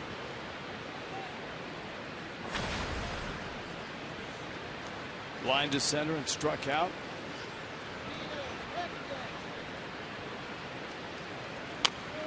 Marlins thought they had pushed a game between themselves and the Mets late last night, but the Mets rallied to beat Milwaukee. Boy, did they. 3 runs in the top of the ninth, all off K-Rod. And tonight the Mets have a 2-1 lead in the bottom of the fifth in Milwaukee. Atlanta's up 4-2 over the Padres, bottom 4. Johnson takes a breaking ball, a couple of hops. Dominguez slides it on over to first. And a 1-2-3 inning. And that's the first one of the night for COSART. Jose Altuve is coming up, hits leader.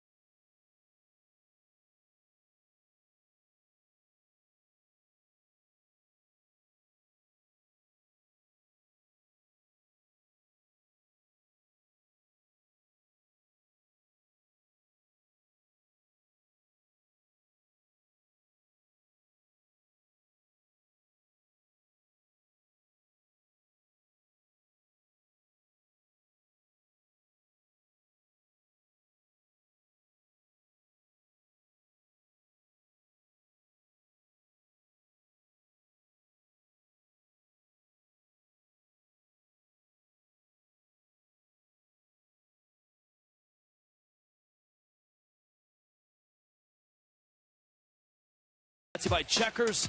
Jacob Turner faces the Houston Astros, who have yet to name their starter, but Turner will be on the mound for the Fish. Marlins Live begins at 1:30 tomorrow, 1:30 Eastern Time. Jose Altuve, maybe 5'5", but he is a terrific hitter. Our Volvo line score. 5 runs, 6 hits for Miami, 2 runs, 6 hits for the Astros. And Preston, you've had a chance to see him for a couple nights. What do you think? I think he's a guy that definitely plays bigger than his stature. You can tell that the guys on his team respect him because of the way he goes about the game, the way he goes about his business. There's nothing that you can look at Altuve to his face and tell him he can't do, because he'll prove you wrong. If you tell him he's too small to hit for power, he'll show you. I saw him hit a ball off that back glass in batting practice earlier today. He's the shortest active player in Major League Baseball right now at 5'5".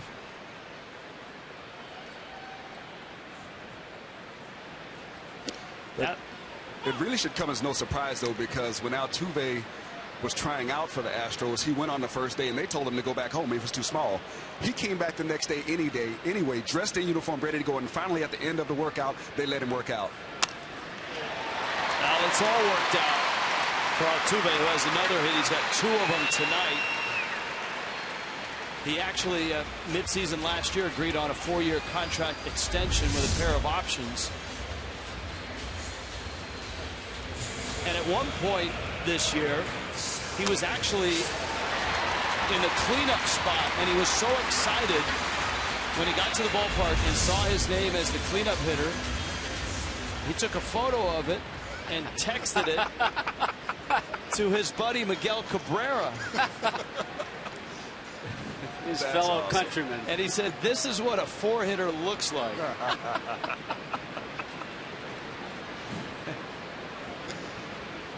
And of course, he not only could win the batting title and lead the league in hits, but he could also lead in stolen bases. He's maximized every part of his game, and I'm sure all his life people have been telling him he's too small to do something, but he gets great jumps. Stealing bases is not all about speed. It's all about reading your pitcher, reading the situation, and he's done his homework, you can tell. Bouncer into right, and Altuve will go first to third. Johnson's throw is cut, and the Astros are set up at the corners. I mean, just right there, you can tell that he knew that Reed Johnson doesn't have as strong of an arm as Giancarlo Stanton. So when that ball, it actually goes in front of him. He lets the ball go in front of him. And most runners, they'll stop if that ball goes in front of him. But he knows Reed Johnson doesn't have the arm Stanton has. He never stops after he gets going again and knew he was going to make the third base. That's knowing the situation before that ball's hit. Great anticipation, knowing what you're going to do in what situation before it happens. All of that goes into his game and why he's as good as he is, even at 5'5".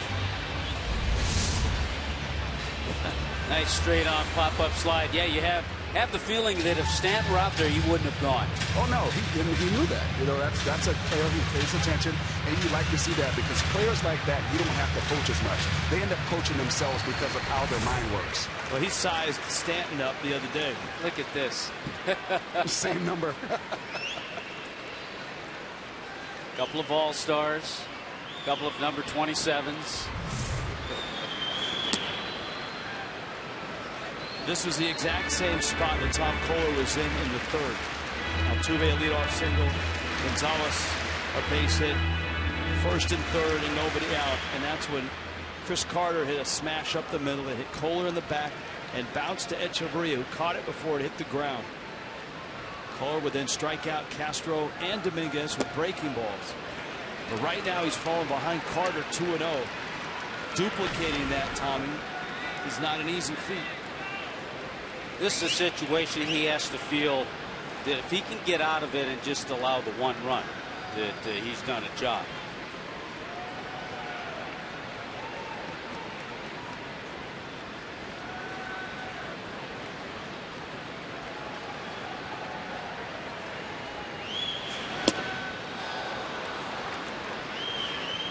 Two and one.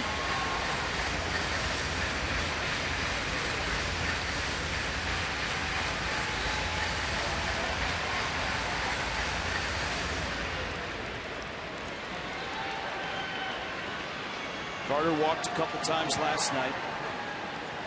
Singled in the first, so he's had good swings against KOEHLER. Sends this one to center field. VALDESPIN on a hop. And it's safe at second. And the Astros are down by 2. First and second, nobody out. Carter gets his revenge. May have hit this one a little bit off the end of the bat, and that's why it dropped in front of VALDESPIN. He doesn't play as shallow as we've seen the Astros center fielder Hernandez play, but that's a matter of comfort.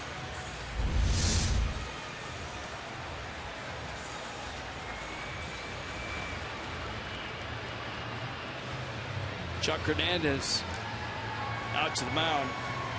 Jason Castro up. Just happening by, the Marlins have a 5-3 lead. Bottom 5 after a win last night, 2-0 in game 1 of the series. Fish got an RBI hit from Casey McGee in the first. Dan Jennings is up in the Marlins bullpen.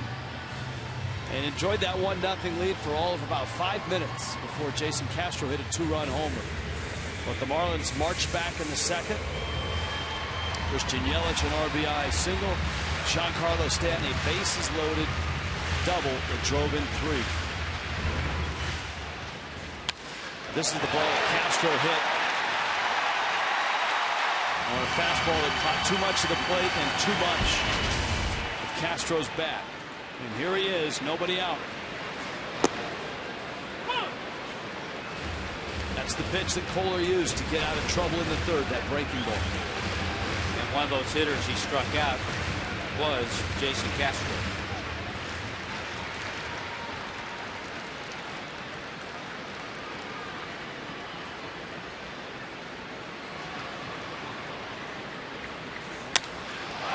To right and deep, but not deep enough. Johnson makes the catch. Gonzalez races to third. And the Astros at the corners, and here comes Dominguez. Wednesday's finale against the Nationals is a 12:40 start, and it's camp day. Also a business person special. Great savings for groups of 20 available for all weekday matinees. So if you got a camp, want to bring them to the ball game, visit marlins.com/groups or visit the Marlins ticket office.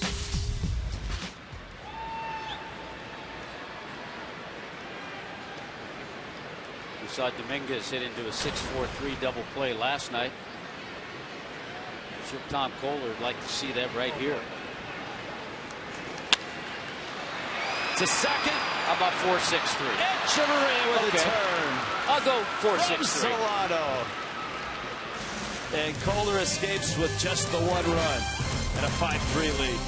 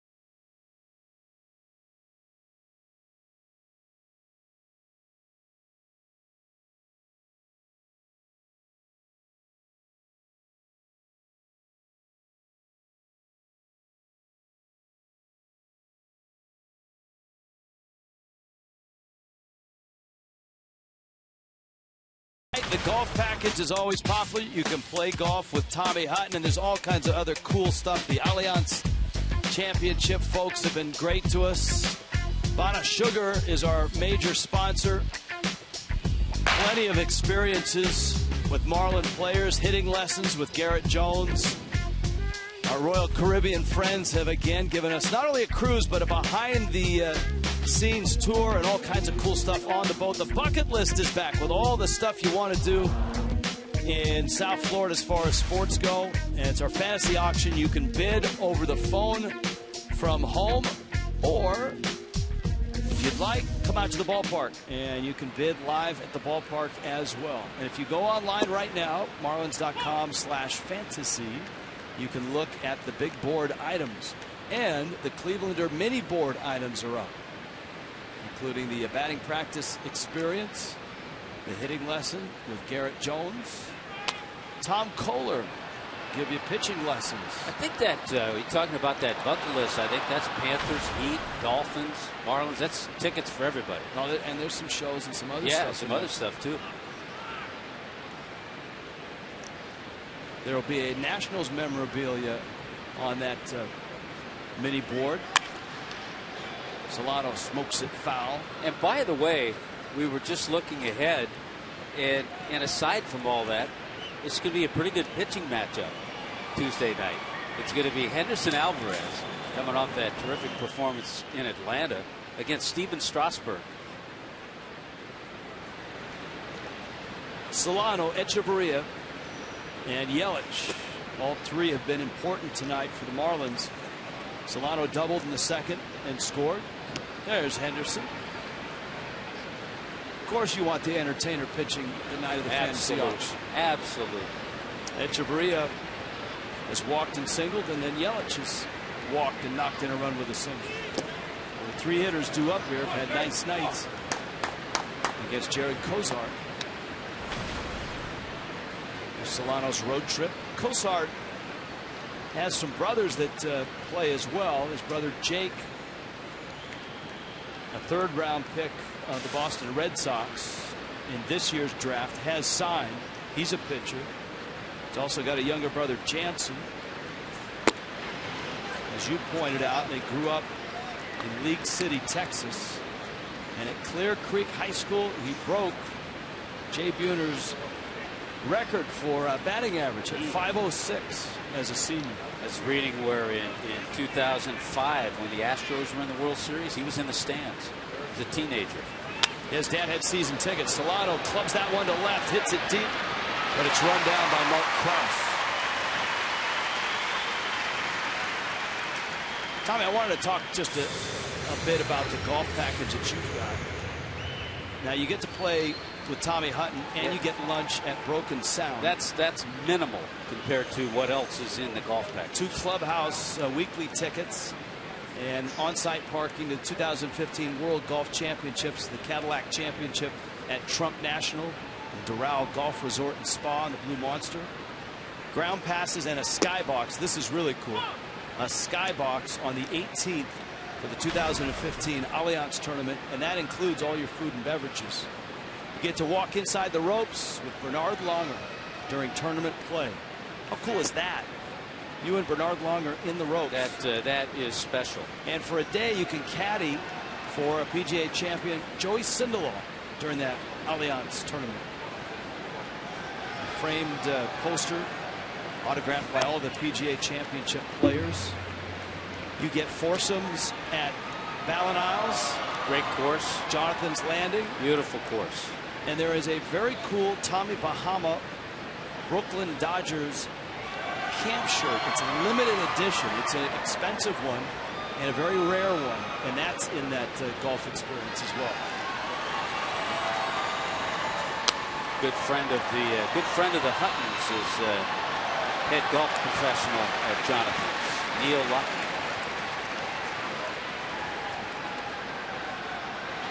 That bucket list also includes 2 tickets to Real Madrid and Barcelona, FC Barcelona, at Marlins Park. That's coming up in September.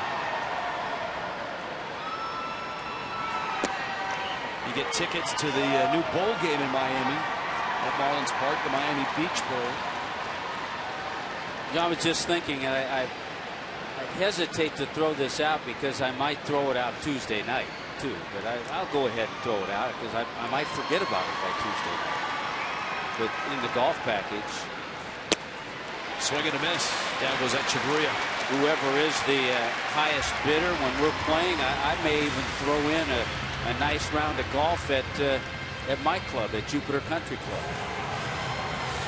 Here comes Yelich. One of the new packages we have this year is the ultimate sleepover. Bo Porter's on his way out. He's going to make a pitching change. Your child between the age of 10 and 18 can have a bunch of their friends sleep over. 14 friends. And you get a ballpark buffet dinner. And this is during the World Series, so you get to watch a World Series game on Marlins Vision. Goodie bags for all the kids with autographed baseball in it. Personalized batting practice jerseys for all the kids. This is 14 kids and up to 4 parents and guardians. That's pretty sweet right there. Behind the curtain tour of Marlins Park, special guest appearance by Billy the Marlin, and you get to spend the night in the Marlins clubhouse. Can you imagine when you were a kid if you had an opportunity to do that? Yeah. How great that would be.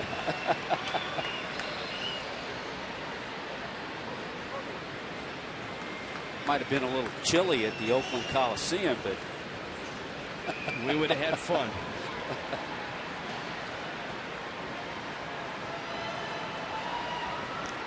Yelich.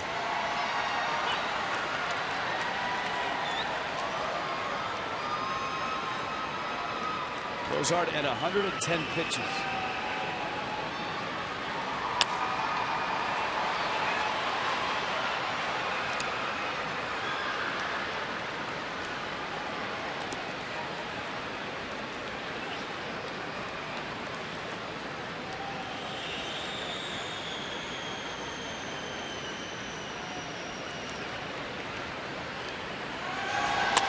Yelich in the hole, off the glove of Gonzalez. Trickles into left field. That's the 25th pitch that Yelich had seen tonight. That's like a quarter of the pitches that COSART has thrown. Second hit for Yelich. On Fox Sports Florida, very special viewing on Monday at 3:30. Don Zimmer, A Baseball Life. You don't want to miss it. Don Zimmer, A Baseball Life. Kendall Toyota called to the bullpen. Astros go to the pen, and we step aside.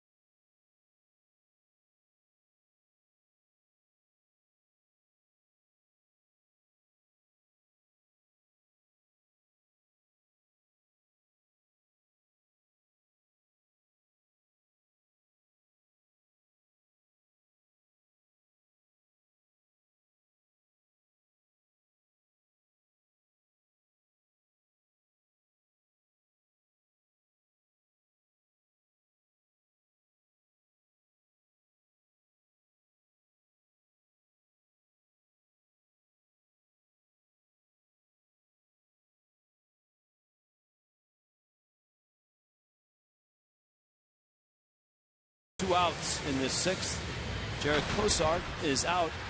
Darren Downs enters. JORDANY VALDESPIN is the hitter, and Downs arrives. There's a right-hander throwing in the Houston bullpen, so Downs, in all likelihood, if he doesn't get VALDESPIN, won't be around to see Stanton. That's a good guess. He's in for one hitter. Well, I think the plan, and it's one of the reasons Bo Porter went out there earlier and had that long discussion with COSART, and then remember left him in to pitch to Yelich. I think he would have loved to have seen him get through the inning, but that didn't happen.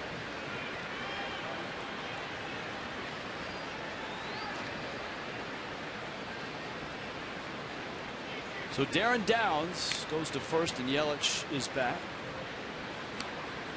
Downs last pitched on Wednesday in Oakland. Always been very good against lefties in his major league career. .213 average. He's intent on keeping Yelich at first base. Jose Veras.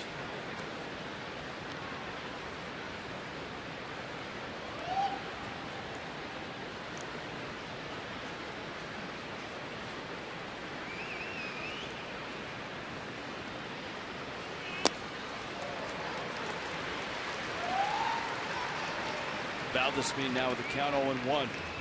Stanton behind him.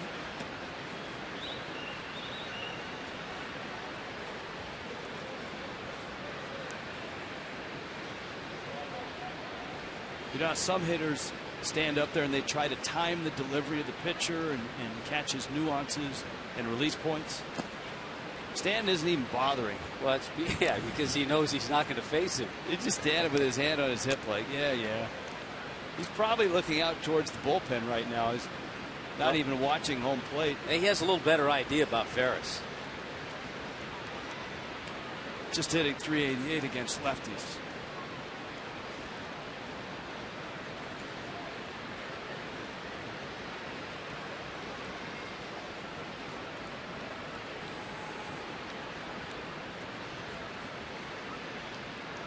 Another move to first. The road trip this year, every year at the fantasy auction, we have a road trip with the ball club. This one is a really cool one. It's to Colorado, Denver, and that is a terrific town. 3-night stay at the Marlins Team Hotel, which is the Westin right in downtown Denver. Which is walking distance to Coors Field. And all the bars and restaurants around Coors Field in that Lodo district. Yelich is running. VALDESPIN swings and misses, and Yelich's got it stolen. Nice work by Yelich. 13 stolen bases this year.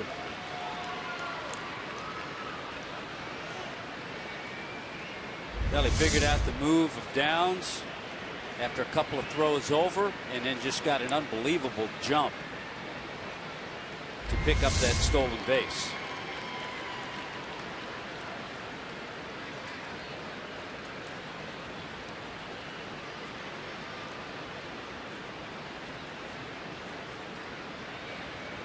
One-two coming. Bouncer to second. Altuve on a knee, flips to first. In time to get him. Marlins come up empty, still up 5-3.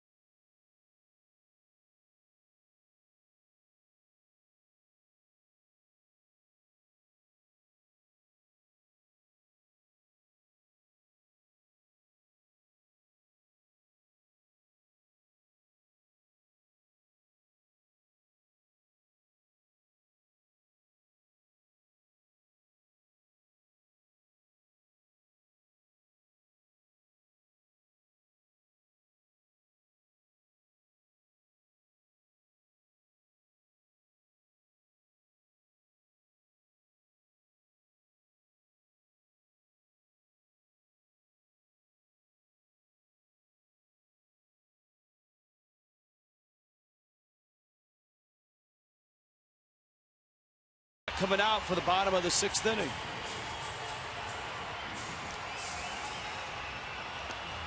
Marlins going with Dan Jennings here. I think this is how you have to look at that. He had a long conversation with Chuck Hernandez between innings. You look at the pitch count and you say, yeah, he probably had enough in the tank for at least another inning, but a lot of stressful innings. He had to work out of a lot of jams. And I think this is one of those starts that Tom KOEHLER can learn from, because he didn't have his best of command, but he leads the game with a lead. The other thing you look at, you've got a couple of left-handers, the first 2 hitters due up for Houston in this inning.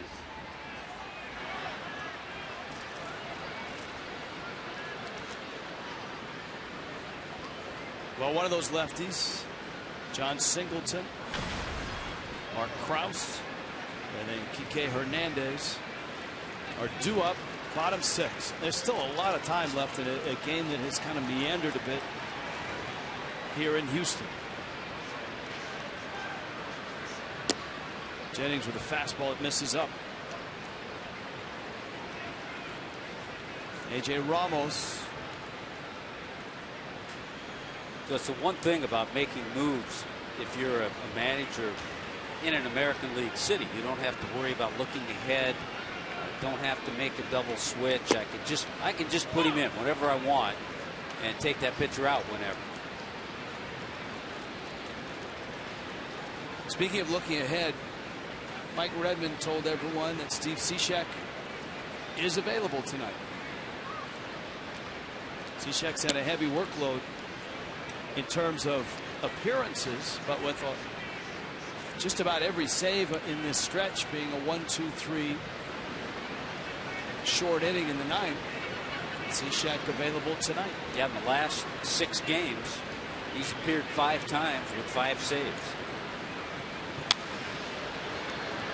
Singleton fouls it back.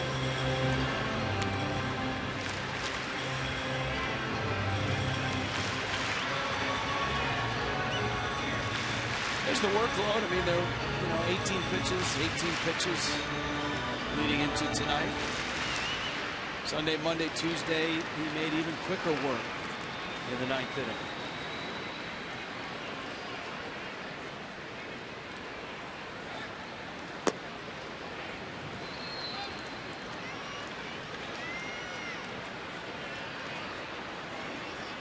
Singleton actually has hit lefties better than he's hit righties. He's hitting .295 against lefties this year. And 3 of his 6 homers from this side of the plate. Into the bat. Valdespin is there and makes the catch. Nice play by JORDANY. Valdespin, who's playing center tonight. Marcell Ozuna getting the night off. Upcoming broadcast schedule. It's brought to you by Lexus of Pembroke Pines. Astros tomorrow, 1:30. That's a Marlins Live start time. Nationals on Monday. The auction starts at 6:30 on Marlins Live. Fantasy auction on Tuesday. And then Wednesday, it's a noon start. The Reds are in for a 4-game series on Thursday.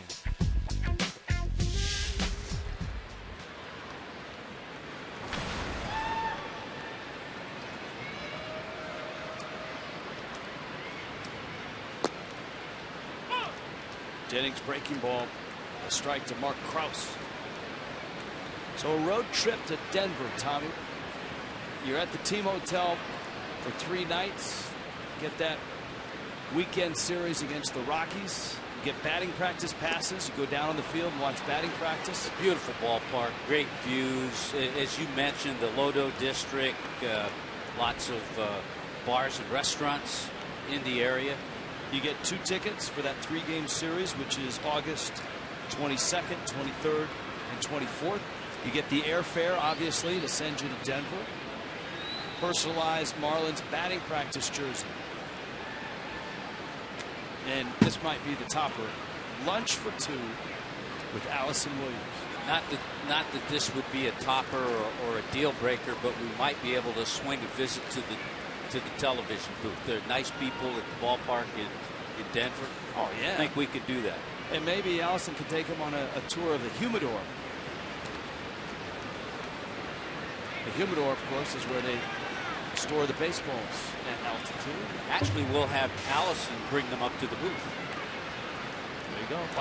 Bana Sugar is our title sponsor. We'd really like to thank DHL for their participation. It was the DHL pledge packs, and they sold out very, very quickly. Less than a week, didn't they? Less than like 3 days when we put it online. Little chopper, Jones, got to shovel it, and safe. Jennings made 2 swipes at the bag, and it's going to be a base hit.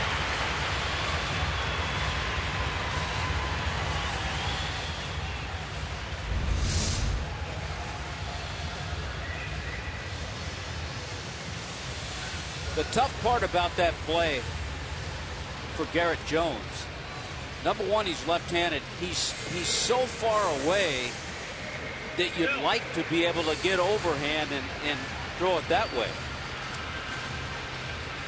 I think Mike Redmond. This is closer than I think it initially appeared.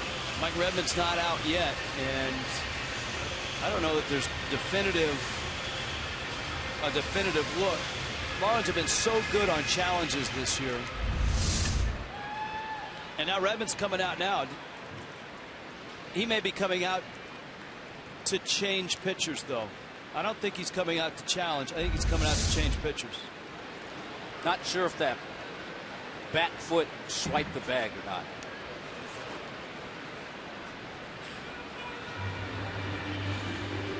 A.J. Ramos out of the bullpen.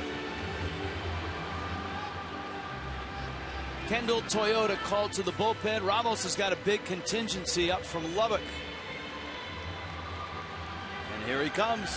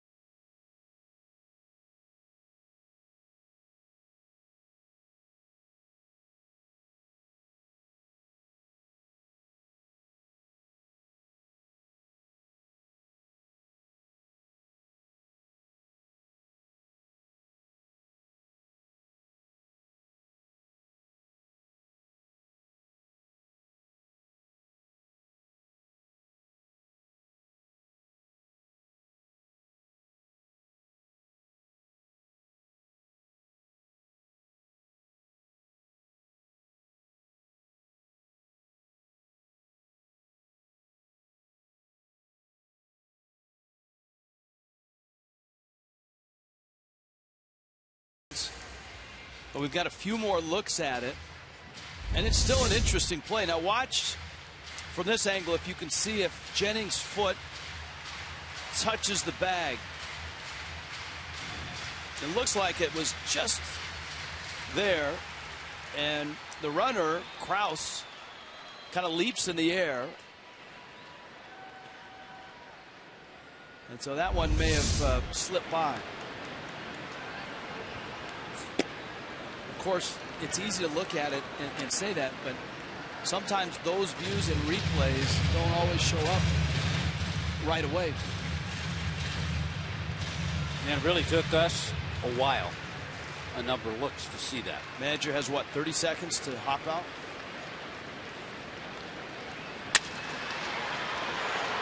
Echeverria, Solano, and ball in the dirt.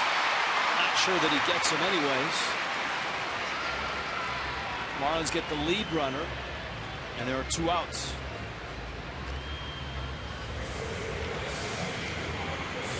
Remember in Texas, in Arlington, A.J. Ramos had a nice contingent with Lubbock to see him pitch, and they were able to see him pitch. He had a nice inning. His grandmother, who had never seen him pitch in the major leagues in person, was able to be there. Don't know if she's here tonight here in Houston, but he does have a nice group on hand. Grossman up now. Hernandez replaces Krause at first base. Ramos trying to protect this 2-run lead, and it's going to be a long haul for the bullpen. This is just the 6th inning.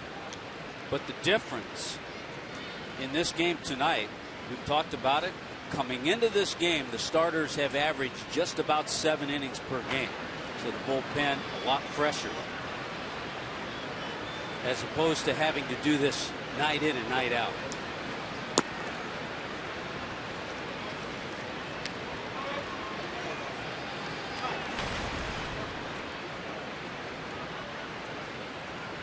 Grossman hitting 197.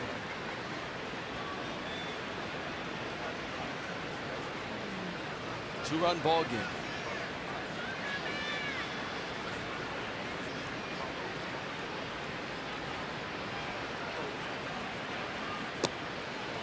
Ramos with a gorgeous changeup. That 2-0 pitch.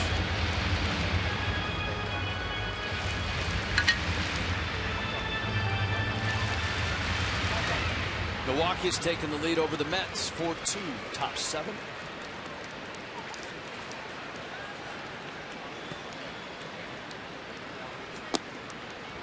Another strike.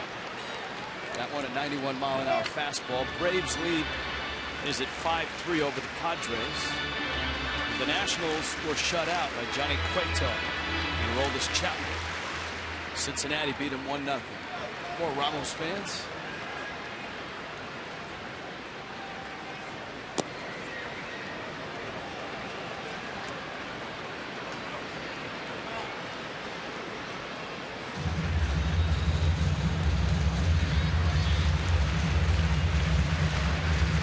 Count 2 outs.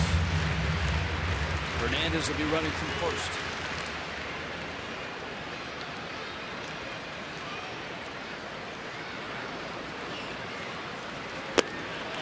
They lost him.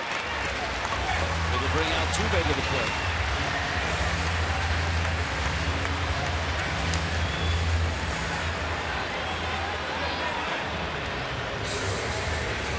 First walk issued by Marlins pitching tonight, but unfortunately, instead of trying to go after Robbie Grossman, Jose Altuve with 2 hits. Altuve, by far the American League leader, the Major League leader in multi-hit games.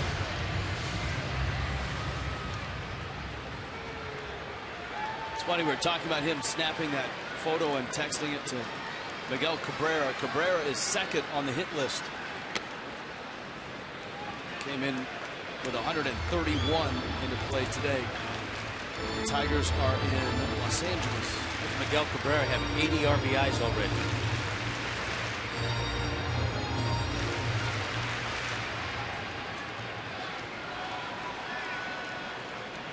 There are your hit leaders.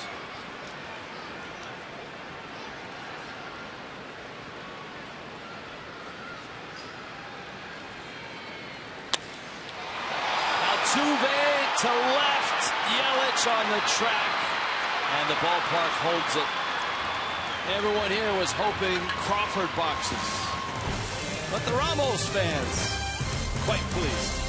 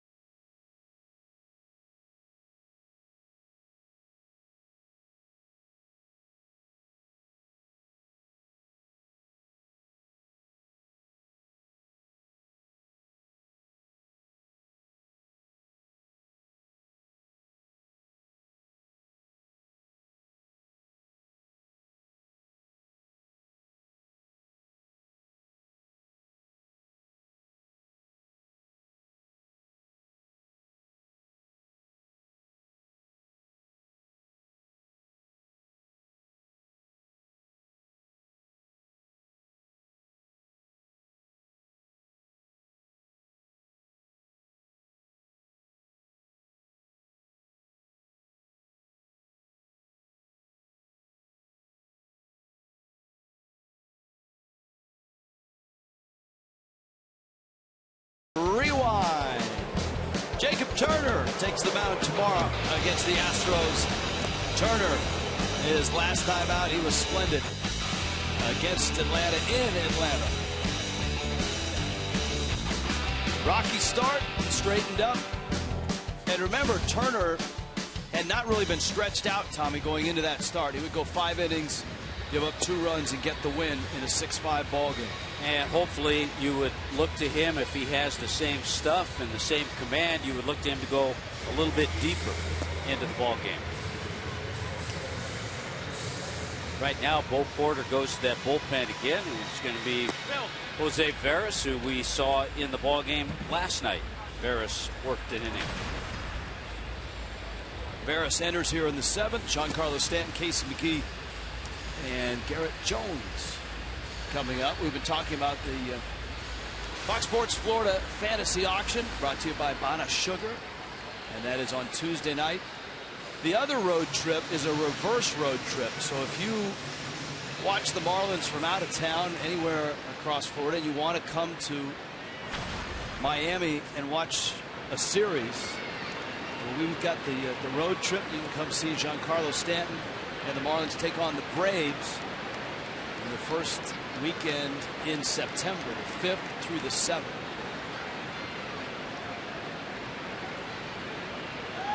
And though we're not putting you up in the clubhouse like the sleepover experience, I think the accommodations are a little bit better.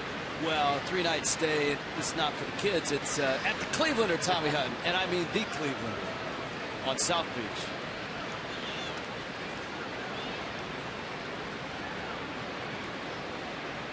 Oh, 1 to Stanton. Breaking ball, swing and a miss. Stanton 1 for 2, a bases loaded double that knocked in all 3. You realize, Rich, that's the 3rd time in Giancarlo's career that he has cleared the bases with a double. 0-2. Got him. Veras with a snapdragon slider. And Stanton goes down. McGee comes up. Yeah, we talked about it last night. His slider's big. It's almost a slurve because it has curve-like action. He threw a couple of good ones to Stanton.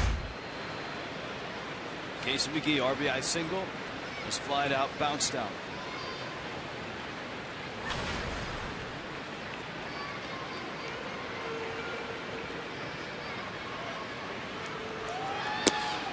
If you come to town on that reverse road trip and you come in and you're hanging out the Clevelander for 3 nights, in those 3 games you get to sit in some very cool places every night.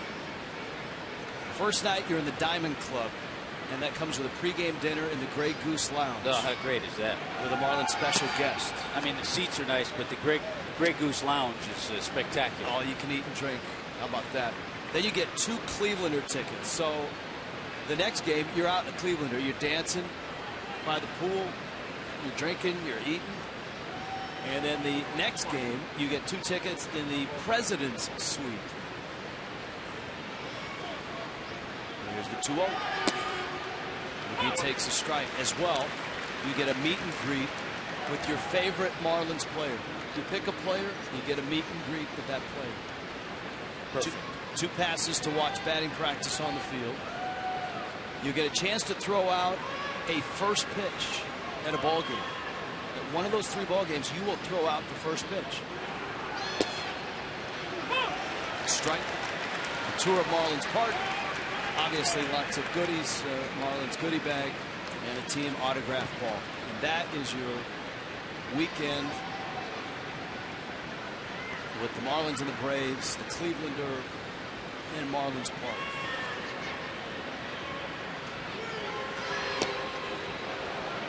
Pitch is in. And McGee runs the count to 3-2.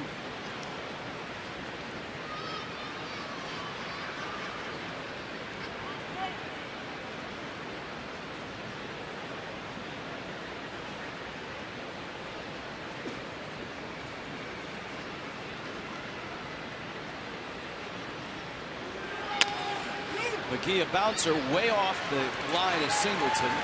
Veras gets there and gets to the bag. Don't want to say it's a shift, but it's certainly a defensive alignment that worked that time for Houston, with Singleton way off the line.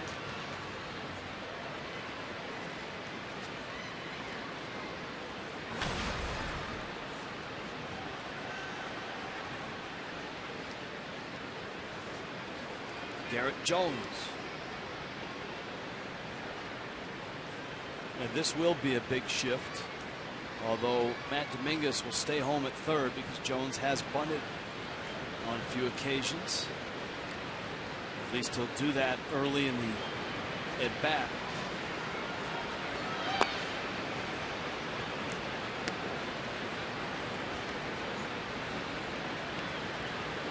But Garrett Jones sent one to deep center field back in the 5th inning, chased down by Kike Hernandez.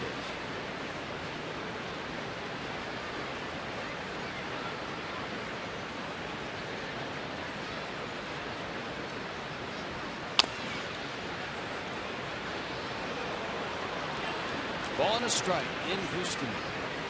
American League West. First trip in for the Marlins since the Astros made the jump. In fact, if you were listening early in the show, that visit Preston Wilson with Tom Kohler. Kohler, a baseball historian, noting, hey, it's just like when the Brewers jumped from the American League to the National. I liked it. That was good. I caught that comment. I thought that was good for Tom Kohler. You remember? He's been following the game a while.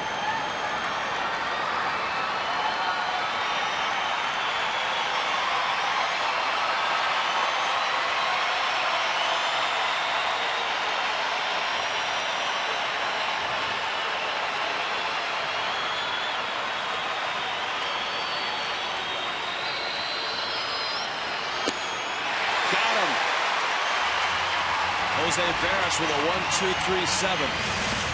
7th inning stretch deep in the heart. 5-3 Miami.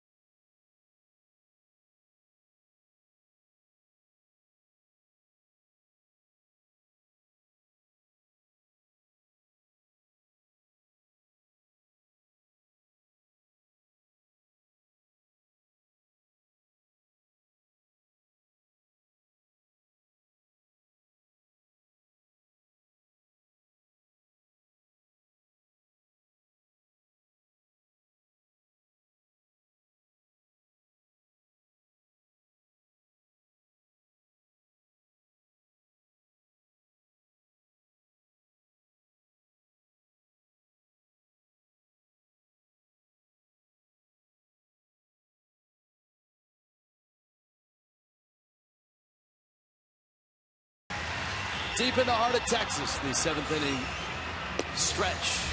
You got to tweet it. Hashtag FL Fan Photo. You can be part of the show. AT&T brings it to you. What do we got, Tommy Hutton? That's a sweet looking picture. Great hat, great smile, and a beautiful face. And the Sun Sox throwback jersey. Deep in the heart of Texas.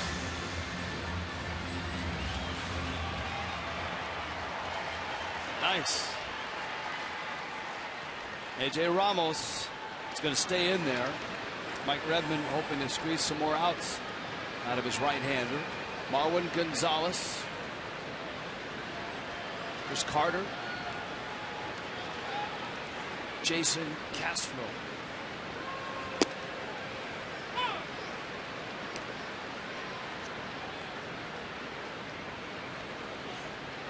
It's always been the luxury of AJ Ramos coming out of the bullpen. And again, just to hate to belabor this, but it's different with the DH involved. You don't have to worry about if he's going to come up and bringing in another pitcher. You can use him as long as you want. But AJ has always been as effective against lefties as righties. Lefties this year hitting 151, righties 183. A lot of that's because of that good changeup.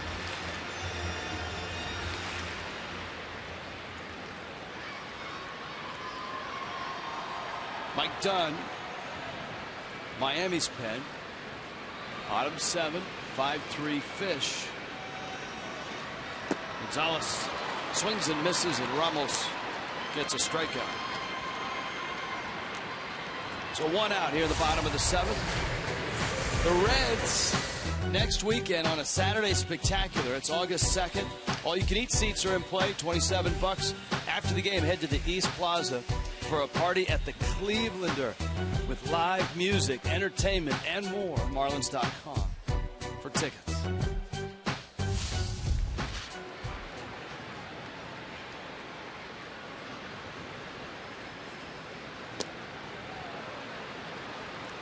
Here's Carter, who has swung the bat well tonight, whether he's been singling twice or knocking a line drive off the back of Tom Kohler that was actually caught by Danny Echeverria. That's been a key play in this ballgame. Kohler was able to strike out the next 2 hitters, and the Astros ended up stranding 1st and 3rd, and they had 1st and 3rd with nobody out. Tony Sipp.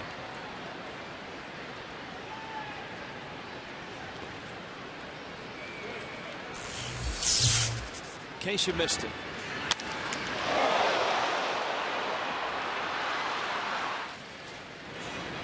First out, and then he broke out the breaking balls. Castro saw the curveball, so did Matt Dominguez. See you later. And just like that, Tom Kohler was out of that inning.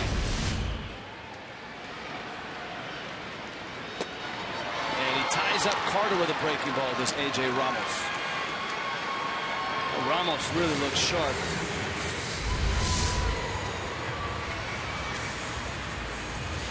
That pitch actually backed up. And I think Carter was fooled because he saw the break. He thought maybe this pitch is going to drift out over the middle of the plate, kind of backed up in and tied him up.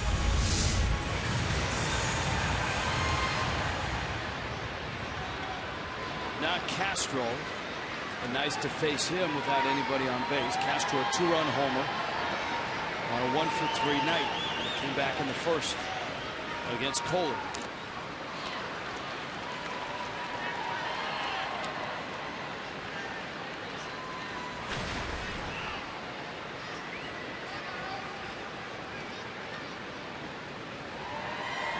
Marlins trying to win tonight. The Mets are losing 4-2. The Mets are a half game behind the Fish. Marlins 3rd place in the East. Atlanta's lead is 5-3, bottom 6 at home against San Diego. The Mets have been getting some outstanding pitching from Zach Wheeler, Jacob deGrom. Atlanta has fallen 2.5 back behind the Nationals. Nationals have lost. Reds beat them 1-0. The Braves trying to pick one of those up tonight.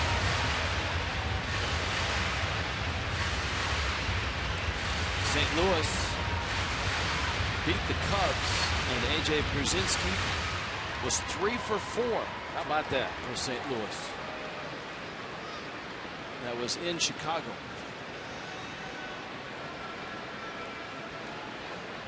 Cardinals kept Anthony Rizzo in the ballpark. Hey, by the way, I'm looking at the Braves, the box score in that game against San Diego. Freddie Freeman's glad that the Marlins are out of town. He's 3 for 4.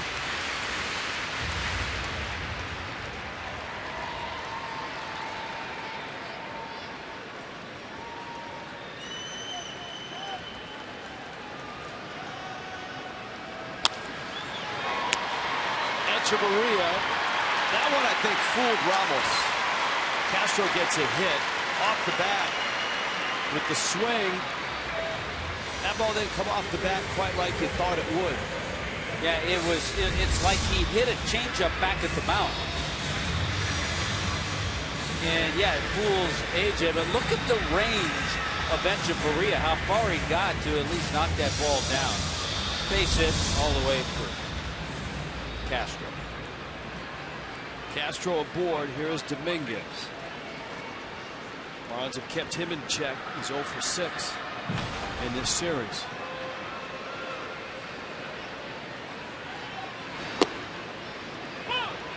Ramos gets a strike.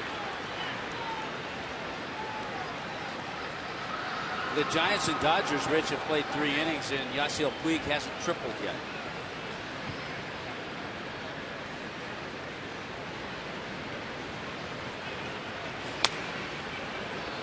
Back to the screen. Ramos can get Dominguez. Then, as you talked about, even though it's an American League game, you can simply bring Dunn in. Those lefties. Yeah, last night, Yasiel Puig was 4 for 5 with a double and 3 triples against the Giants. Ball in the dirt, and it scoops to the screen. Castro's in scoring position. Wild pitch.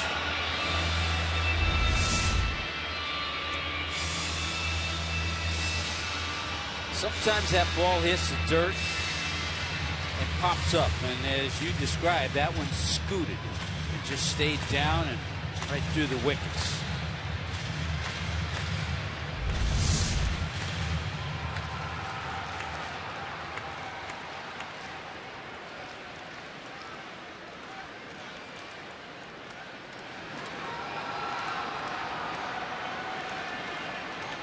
One-two coming from Ramos to Dominguez. Popped up a fastball, and it's out of play.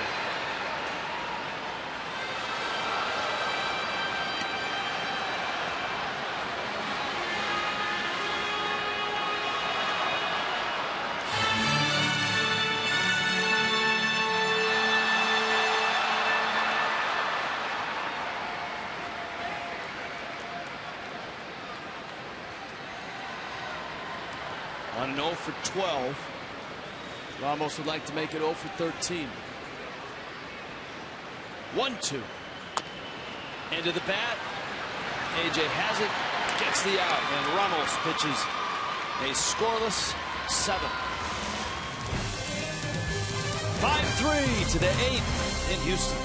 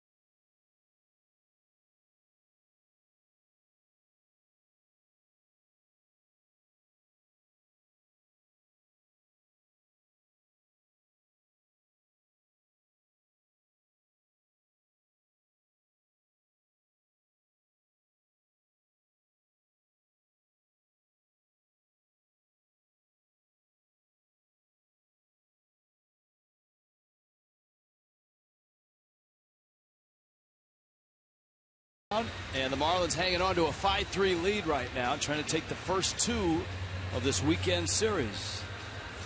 You're probably, many of you watching on MLB TV Premium. It's the #1 live streaming sports service. It celebrated its 12th year anniversary this year. Millions of subscribers. MLB.TV Premium includes a free At-Bat 14 subscription. 400, I'm telling you, 400 mobile devices. Look at that cap. How cool is that? It's got the rock and the flat bill. It's kind of a tropical Marlins cap. It's kind of an aquarium look. Got the earrings to match as well. Marlins.com. That could be a matching set.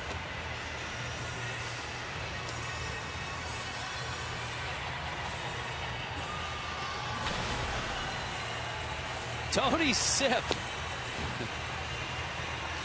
into the ball game.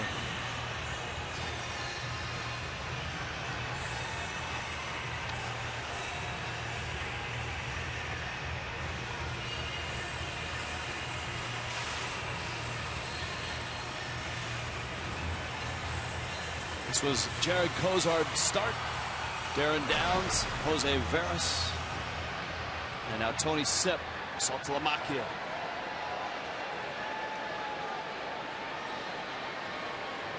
With Reed Johnson, Donovan Solano right behind.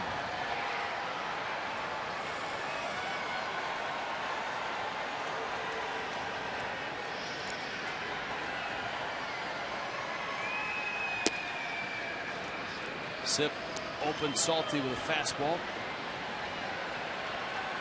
The big hit for the Marlins in this one, Giancarlo Stanton's 3-run double, which was essentially a 109-mile-an-hour laser beam to the left of the shortstop. A ground ball that shot into the gap in left center. Scored everybody, and Christian Yelich was the trail runner at first. Yelich and Casey McGee also have RBI hits from Miami. Jason Castro, Houston's catcher, has a 2-run homer. Marcell Ozuna getting the night off.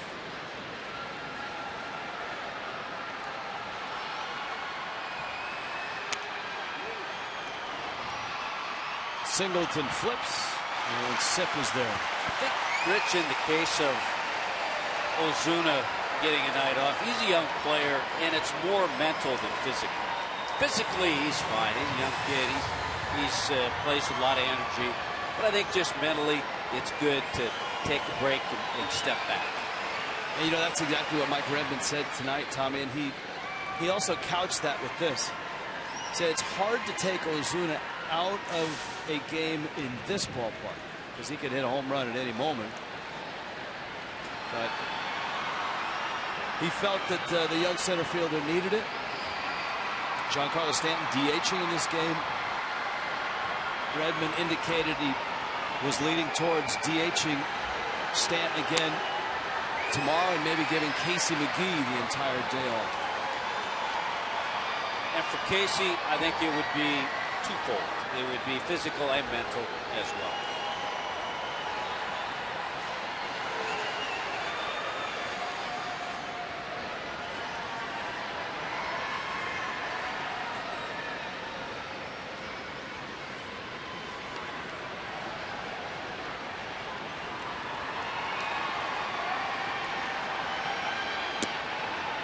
Johnson getting the start in right field. JORDANY VALDESPIN has been in center field throughout the night.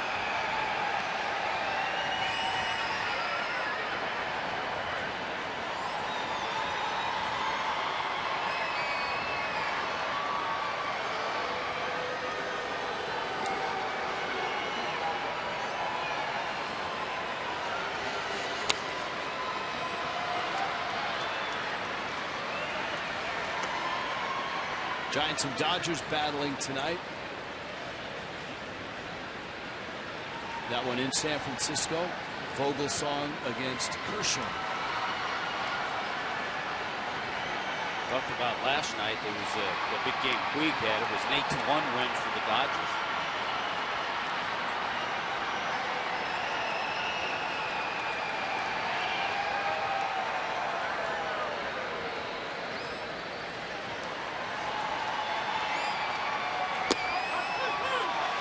Johnson strikes out.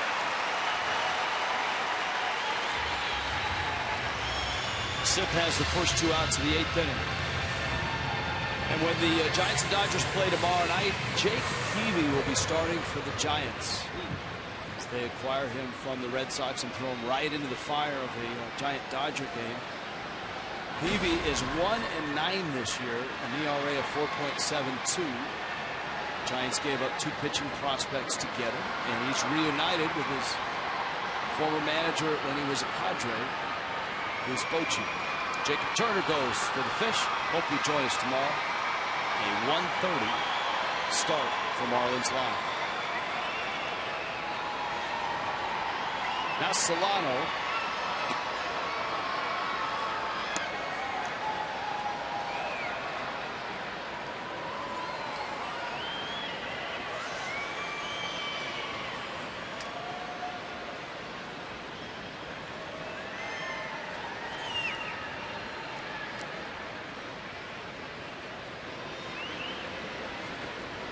Solano's having a terrific road trip, and against left-handed pitching on the trip, he's 5 of 6.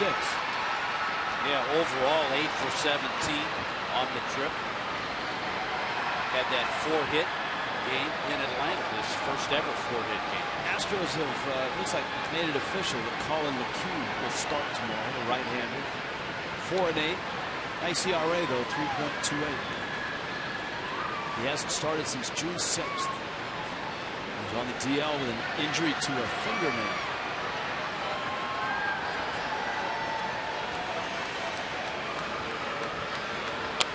I'm just thinking, and you and I know, being around the game, how a fingernail can certainly affect a pitcher.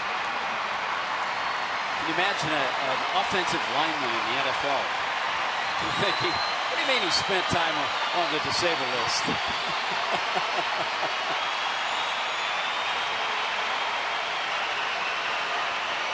1-2 to Solano.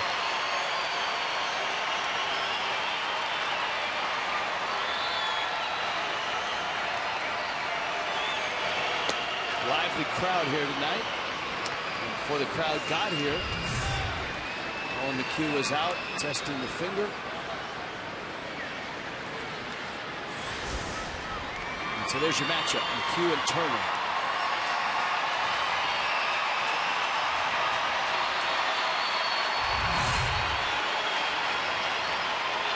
Jacob Turner next to a clean-shaven Nathan Eovaldi.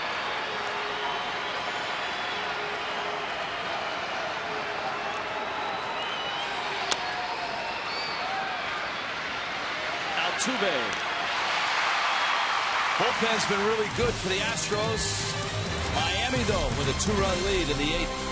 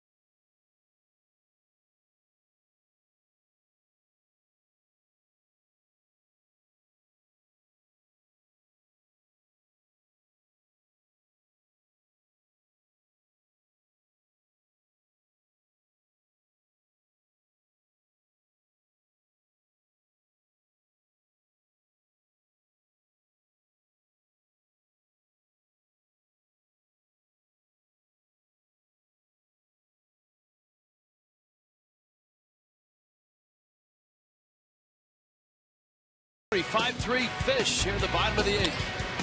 How about a base hit, an RBI single from Casey McGee? Good to see him on track, driving in runs. But just like that, the Astros took care of the Marlins' lead. A 2-run shot by Jason Castro. 9-pitch AB.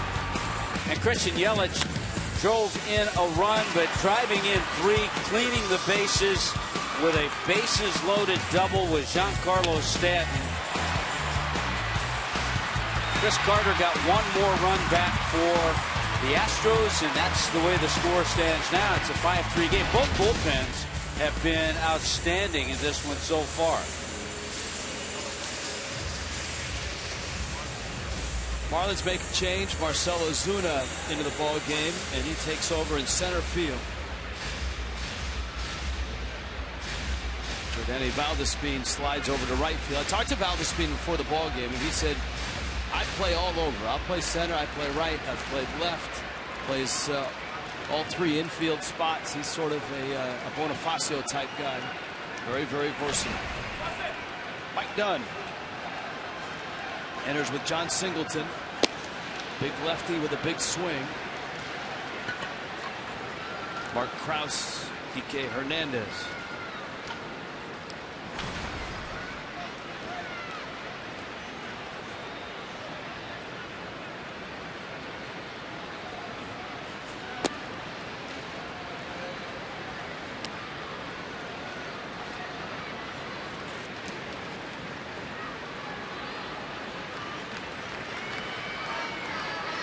Astros have 11 hits, but just 3 runs. Miami has but 7 hits with their 5 runs. Well, as I mentioned, both bullpens have been outstanding. Marlins bullpen has allowed just 2 hits, no runs. The Astros bullpen, no hits and no runs in 2 1/3. Jennings, Ramos now done out of Miami's pen. Downs, Veras, and Sipp out of Houston's pen. Brian Morris in Miami's bullpen.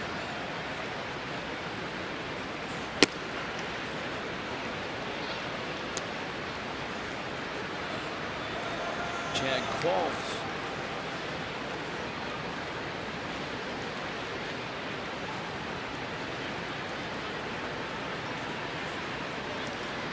Two and 2 to Singleton.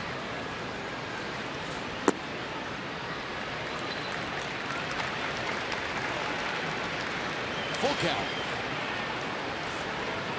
Singleton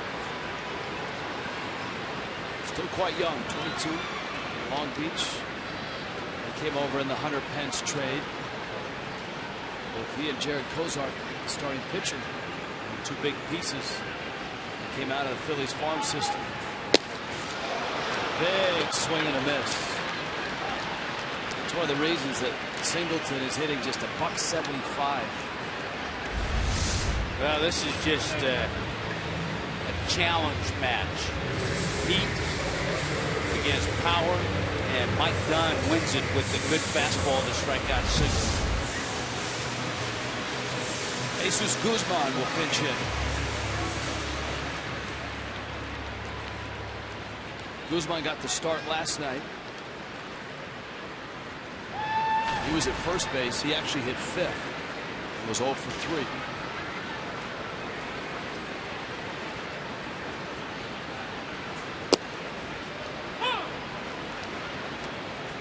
As we told you, despite saving 5 of the last 6 games, Steve Cishek is available to him.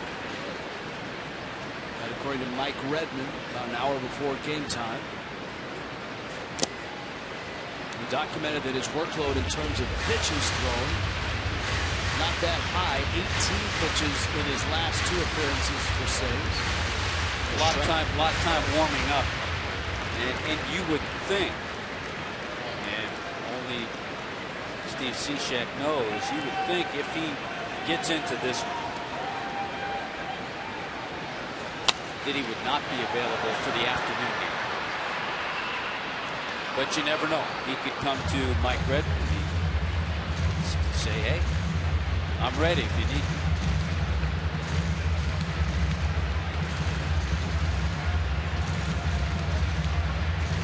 0-2. Done quickly in front of Guzman.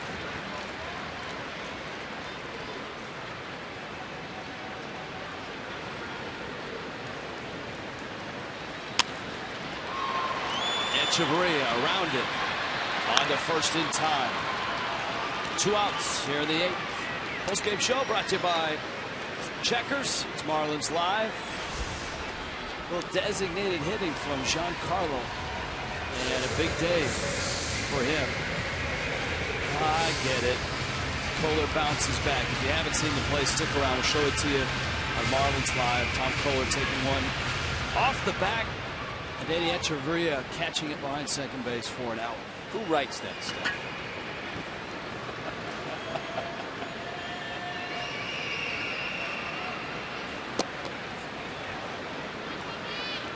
Kike Hernandez swings and misses. Hernandez doubled back in the second. I think the best case scenario for Mike Redmond would be for the Marlins to score 4 or 5 runs in the 9th.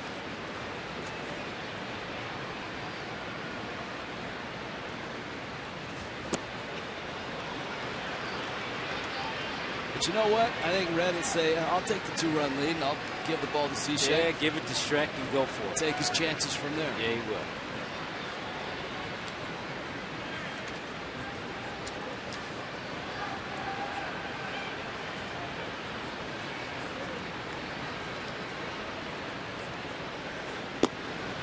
Good news out of Milwaukee. That game is in the 9th.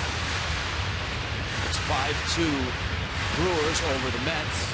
And Francisco Rodriguez is in. The bad news out of Milwaukee, that was the same scenario last night with a 2-run lead. And the Mets rallied to win the ball game. So K-Rod is back up on the horse with a 3-run lead tonight.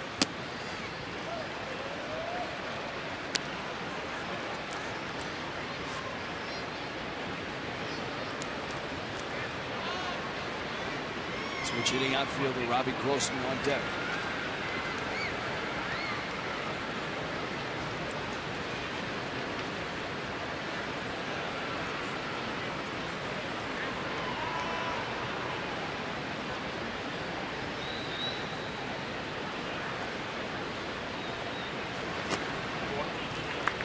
Both teams from the state of Florida are hot right now.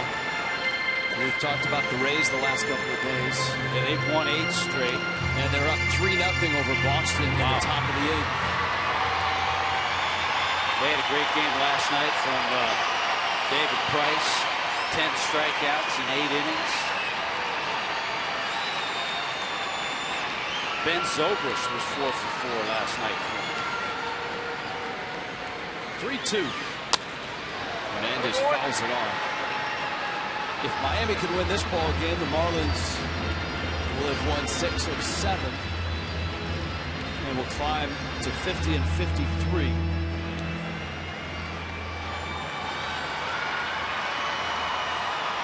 Looking at that Rays box score, Zobrist 1 for 3 with a home run tonight. 3-2. Hernandez takes out.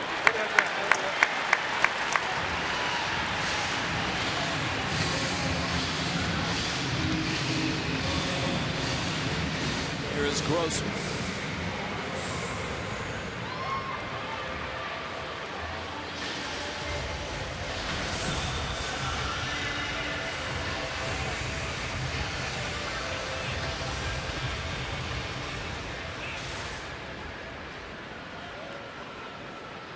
Well, Morris is ready if needed. Grossman a switch hitter. You've got Altuve on deck.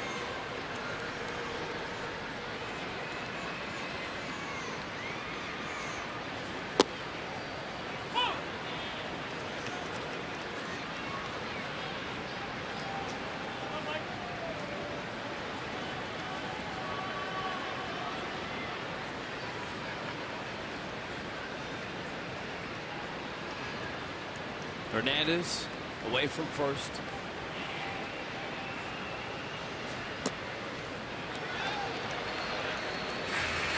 Nationals in town. The division leading Nationals Monday, Tuesday, and Wednesday. Wednesday's an afternoon game. Then the Reds arrive.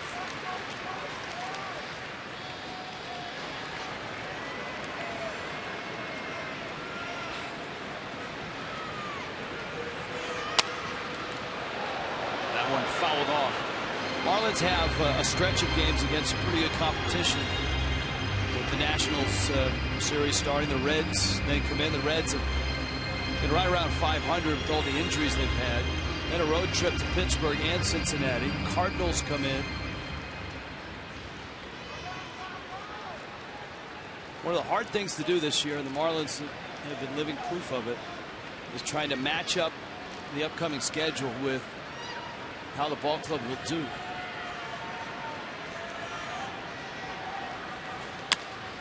Slow ground ball third. McGee short way in time to get the out at second base. So Mike Dunn gets through the 8th, onto the 9th. Fish still up 2.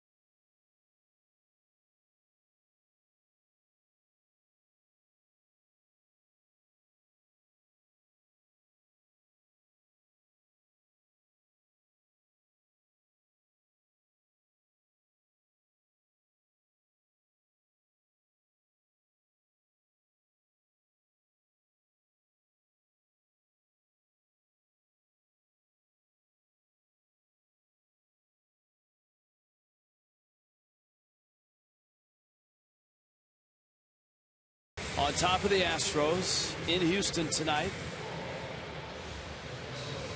Jesus Guzman stays in the game. And Chad Qualls, ladies and gentlemen, pitching for the Astros and Marlins. And who could forget this flashback? Chad Qualls, the fist pump, drop, roll, and continue on.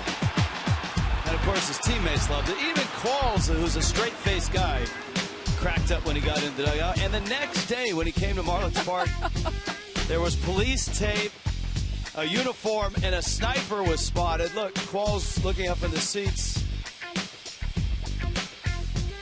And there's the sniper. That's the mannequin that's in the Marlins clubhouse. Look, he's even got the camo cap on. That's a nice touch. That's the mannequin that the Marlins have in their clubhouse, so that when everyone walks in, they know exactly what uniform to wear that night. Chad Qualls has been a quality pitcher for a long time and had a terrific year last year as a Marlin. And this year, in a little different role with Houston, he's closing games. Certainly this situation not as safe, but he's been there to keep it a 2-run game. But Qualls last year, a 2.61 ERA as a Marlin, 66 games. And remember, he was an Astro early in his career. His first 4 or 5 years in the big leagues were with the Astros. Saved a ball game on Tuesday night in Oakland.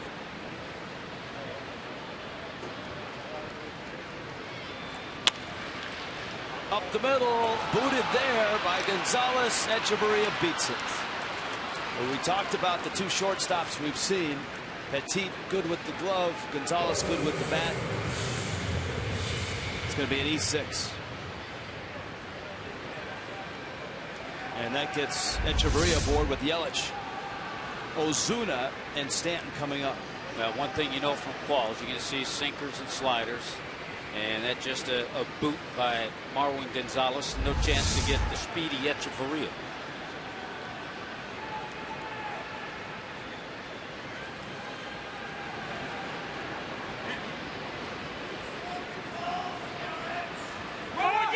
Runner goes. Big jump. Stolen base. Notice how Yelich, knowing that Echeverria got a great jump, just kind of showed a little bunt. He wasn't going to bunt, just to distract Castro, the catcher, a little bit. There's the jump. A little distraction by Yelich, and Echeverria picks up the steal. There it is. Good job. And again, never panicking with 2 strikes. Certainly not afraid to take 1 strike. Yelich pulls a ground ball and moves the runner to third. Nicely done. And now Marcell Ozuna, or excuse me, Jordany Valdespin. I had Ozuna in the wrong slot. Yeah, Ozuna came in and goes in the Reed Johnson spot. Thank you very much. So it's Valdespin who gets the AB with the runner at third and the infield in. Palmetto 57 Volkswagen. Interleague this season, Marlins are 9-4 record-wise. They've swung the bats quite well. National League, they're third in batting average. So an infield in, Qualls against Valdespin. Qualls always has that signature finish at the end of his delivery where he kind of gets it, kicks that foot up.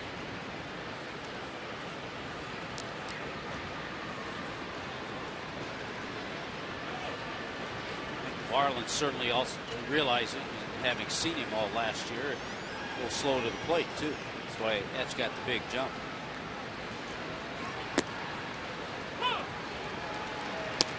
Valdespin for a second there squared, but took the pitch for a strike. It's 1-1. As Tommy pointed out, Astros have had him twice. In fact, he made his 300th career appearance as an Astro on the road trip.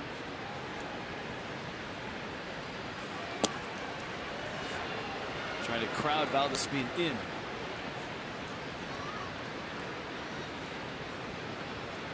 Stanton's on deck. 1 out. 5-3 Miami in the ninth.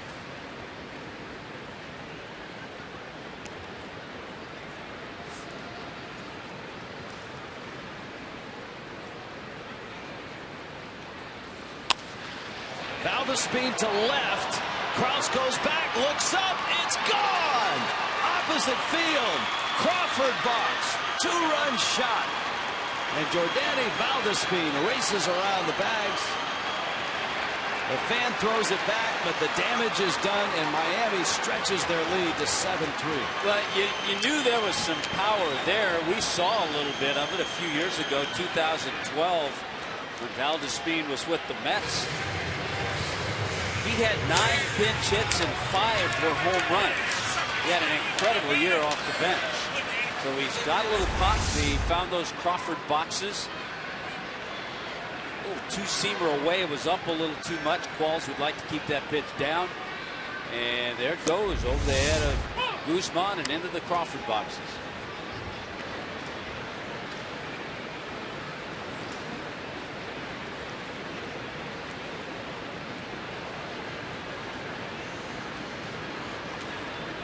It's a big home run. Stanton fouls one back, and he's behind the count 0-2.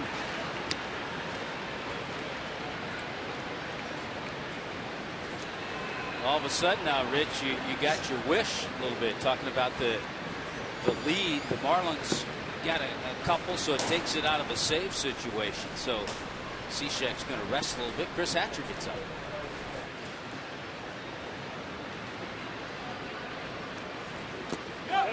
Stanton on a breaking ball in the dirt, couldn't check his swing, and he strikes out.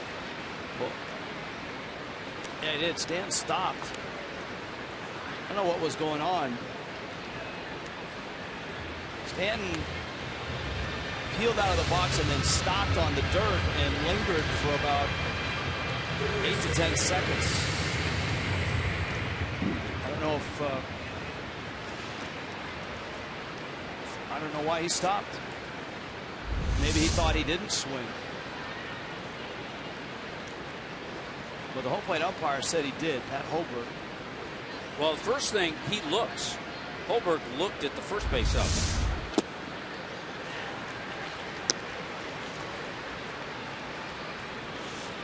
Now McGee.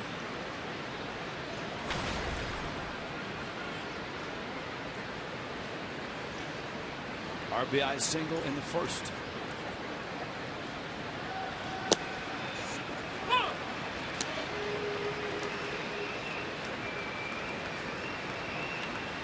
Ball's out in front, 0-2.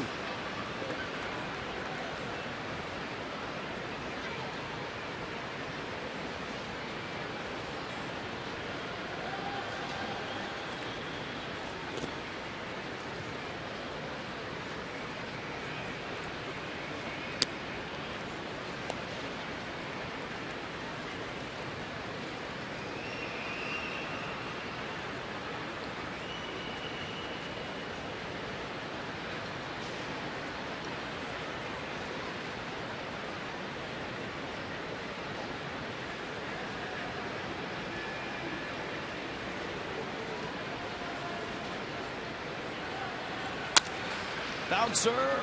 Altuve couldn't get it. And McGee sneaks it into right field. And that'll be a base hit. Second hit for McGee.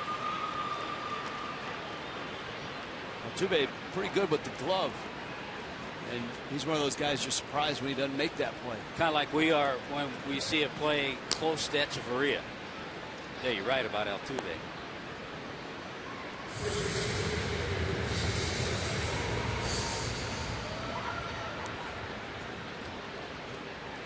Now Garrett Jones. So it's a 4-run lead. Hatcher is ready in the bullpen. Cishek standing around. Go! Go! Hey!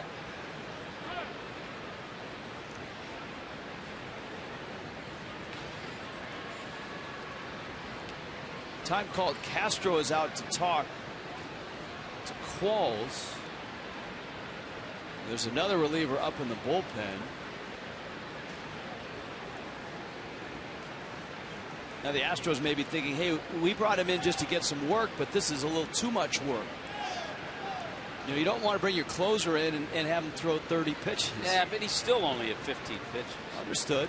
But why would Castro go out to talk to him if Bo Porter weren't coming out? And well, here he comes. And here he comes. Porter, you can see the thinking, though. He wants him fresh for tomorrow if he's in a safe situation. Kendall Toyota called to the bullpen.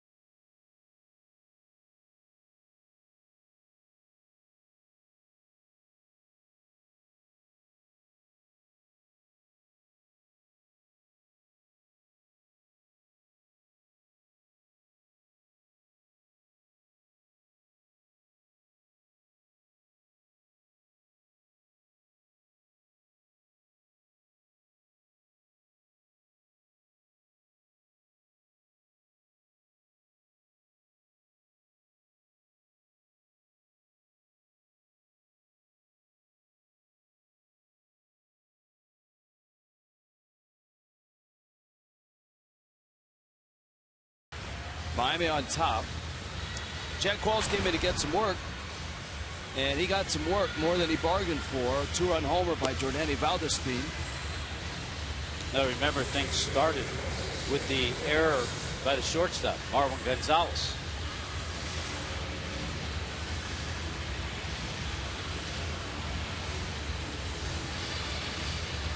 Garrett Jones is the hitter. Jake Buchanan,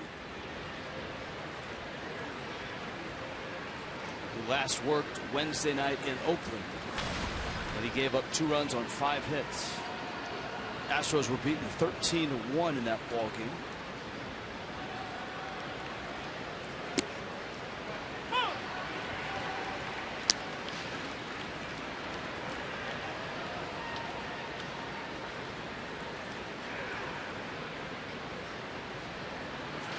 Big shift for Jones.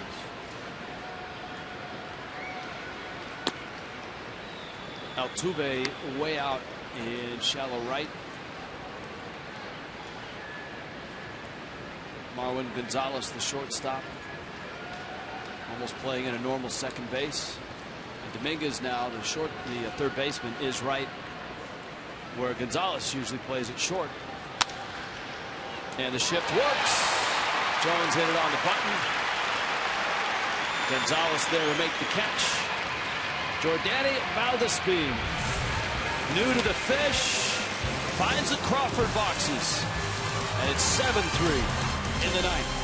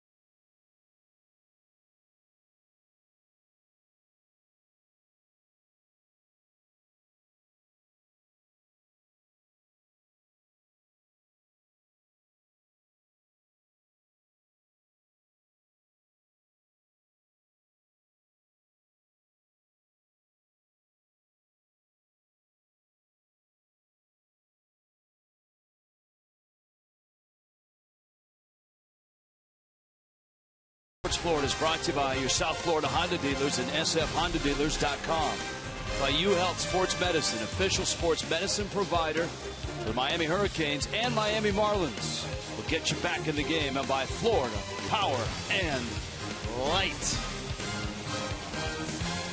Orbit, the Astro, in front of 29,000 here at Minute Maid, trying to get the Astros and their fans rolling. Actually, they will be rolling here. Hip-hop artist Jason Derulo has a concert after the ball game. Chris Hatcher is in. His job is to get 3 outs, and not only get 3 outs, but get them in an orderly fashion so that Steve Cishek doesn't have to get up and heat up with a 4-run lead. Well, one thing you know for sure, we've seen Chris Hatcher do it. He usually comes in, throws strikes. We've seen the good slider. We've seen the split, good live fastball. He's got the top of the order with Altuve, Gonzalez, and Carter. You know, Hatcher really was the hidden hero in that start by Jacob Turner on Tuesday night in Atlanta. Hatcher had the 6th and the 7th. He had to build the bridge, and he did beautifully. 2 perfect innings.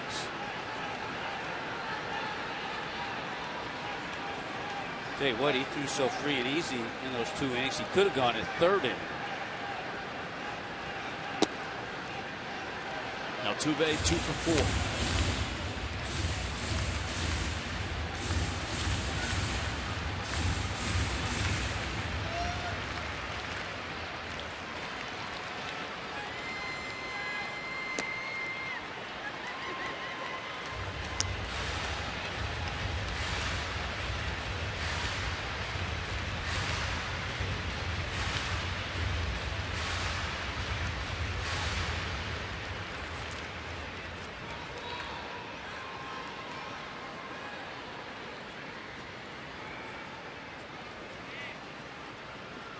Two-one bouncer up the middle. Altuve has another hit. Wow, every one of his 3 hits tonight have been right up the middle.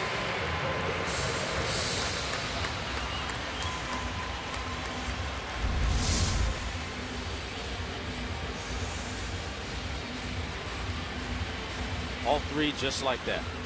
Marwin, Gonzalez now. Then you get into Carter, Castro, and Dominguez.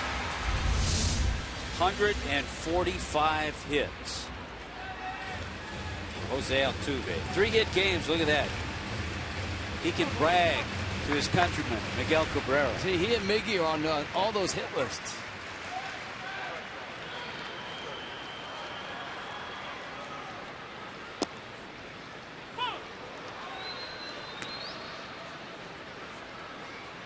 Oh, 0-1.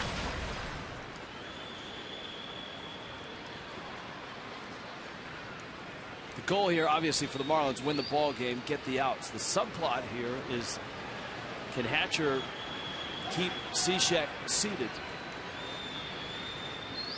We saw Cishek up, milling around, and once Valdespin hit the 2-run homer, Hatcher popped up and was ready to go. You followed the Fish over the last week. You know the Marlins are hot. They've won 5 of 6, and Cishek has saved every one of those games and is available tonight. And Hatcher, that one just fouled off.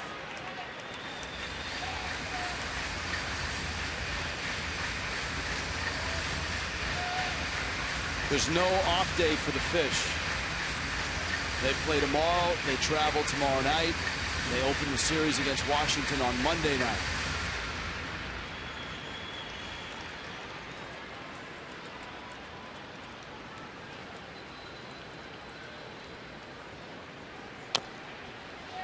Come on, Marvin. Come on. 0-2. Well, K-Rod did get up and save that game, his 30th save. Milwaukee beating the Mets 5-2. That's good news for the Fish. Mets now are a game back. It could be a game and a half back if Miami gets these 3 outs. Altuve at first. Hatcher's 0-2.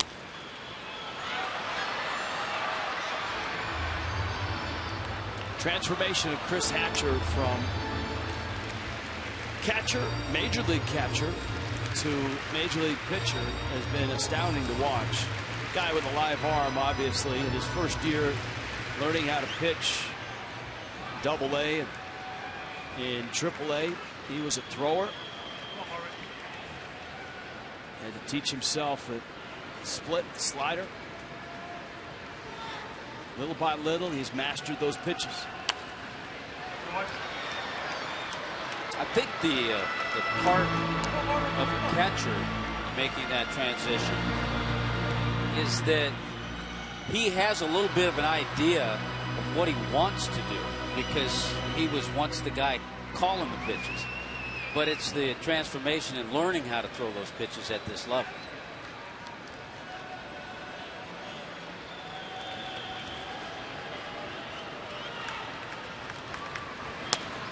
And I'm sure he has a little of what Sean Doolittle said when Doolittle made the just as remarkable conversion in a season from first baseman outfielder to reliever. Doolittle said, you know what more pitchers need to understand is that hitting is really hard.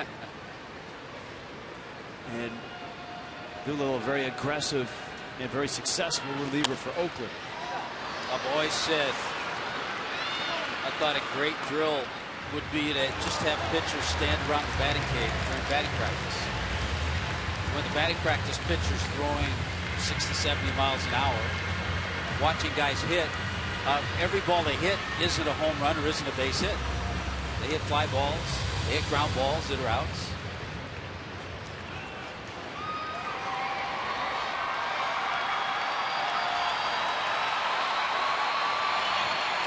Been quite a battle, this 0-2 battle here between Marwin Gonzalez and Chris Hatcher.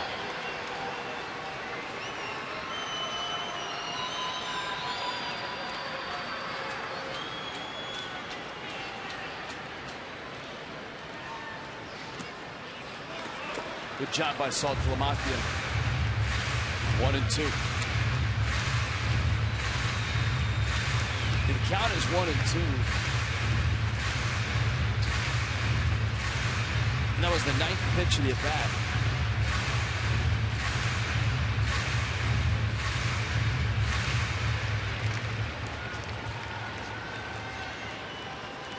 Six 0-2 foul balls.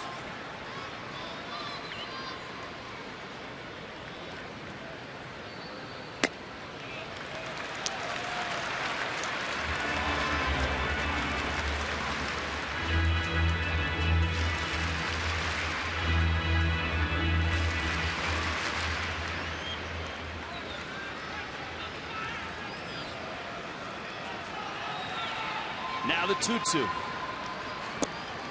Got him! Fastball. On the 11th pitch, Gonzalez blinks.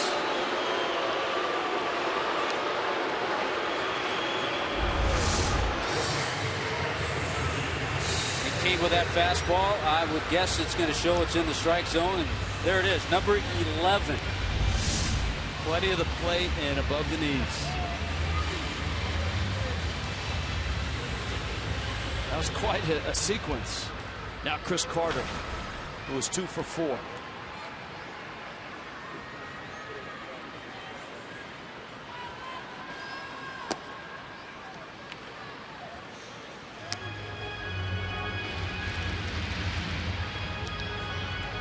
Steve Cishek is up.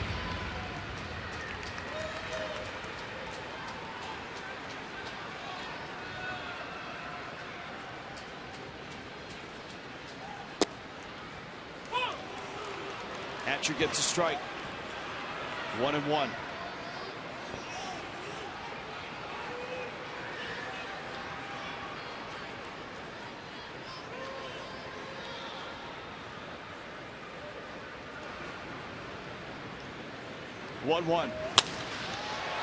High fly ball. Remember, that's Ozuna out there now, and he makes the catch. And so Hatcher now has 2 outs.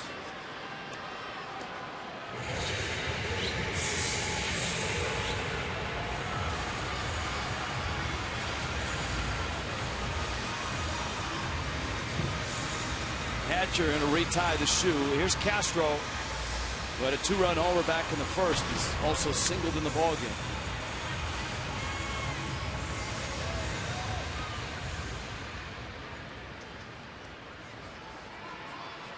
And so Cishek now can simply watch. He's thrown a little bit. I think he's just loosened. He's just kind of a spectator now. Altuve is going to take second. It's not a stolen base.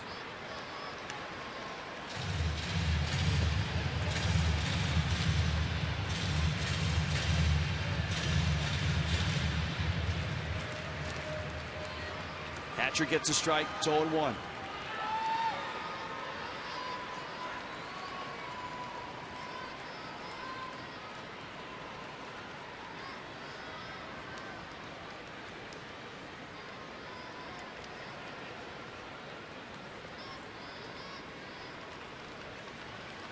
Two outs in the 9th.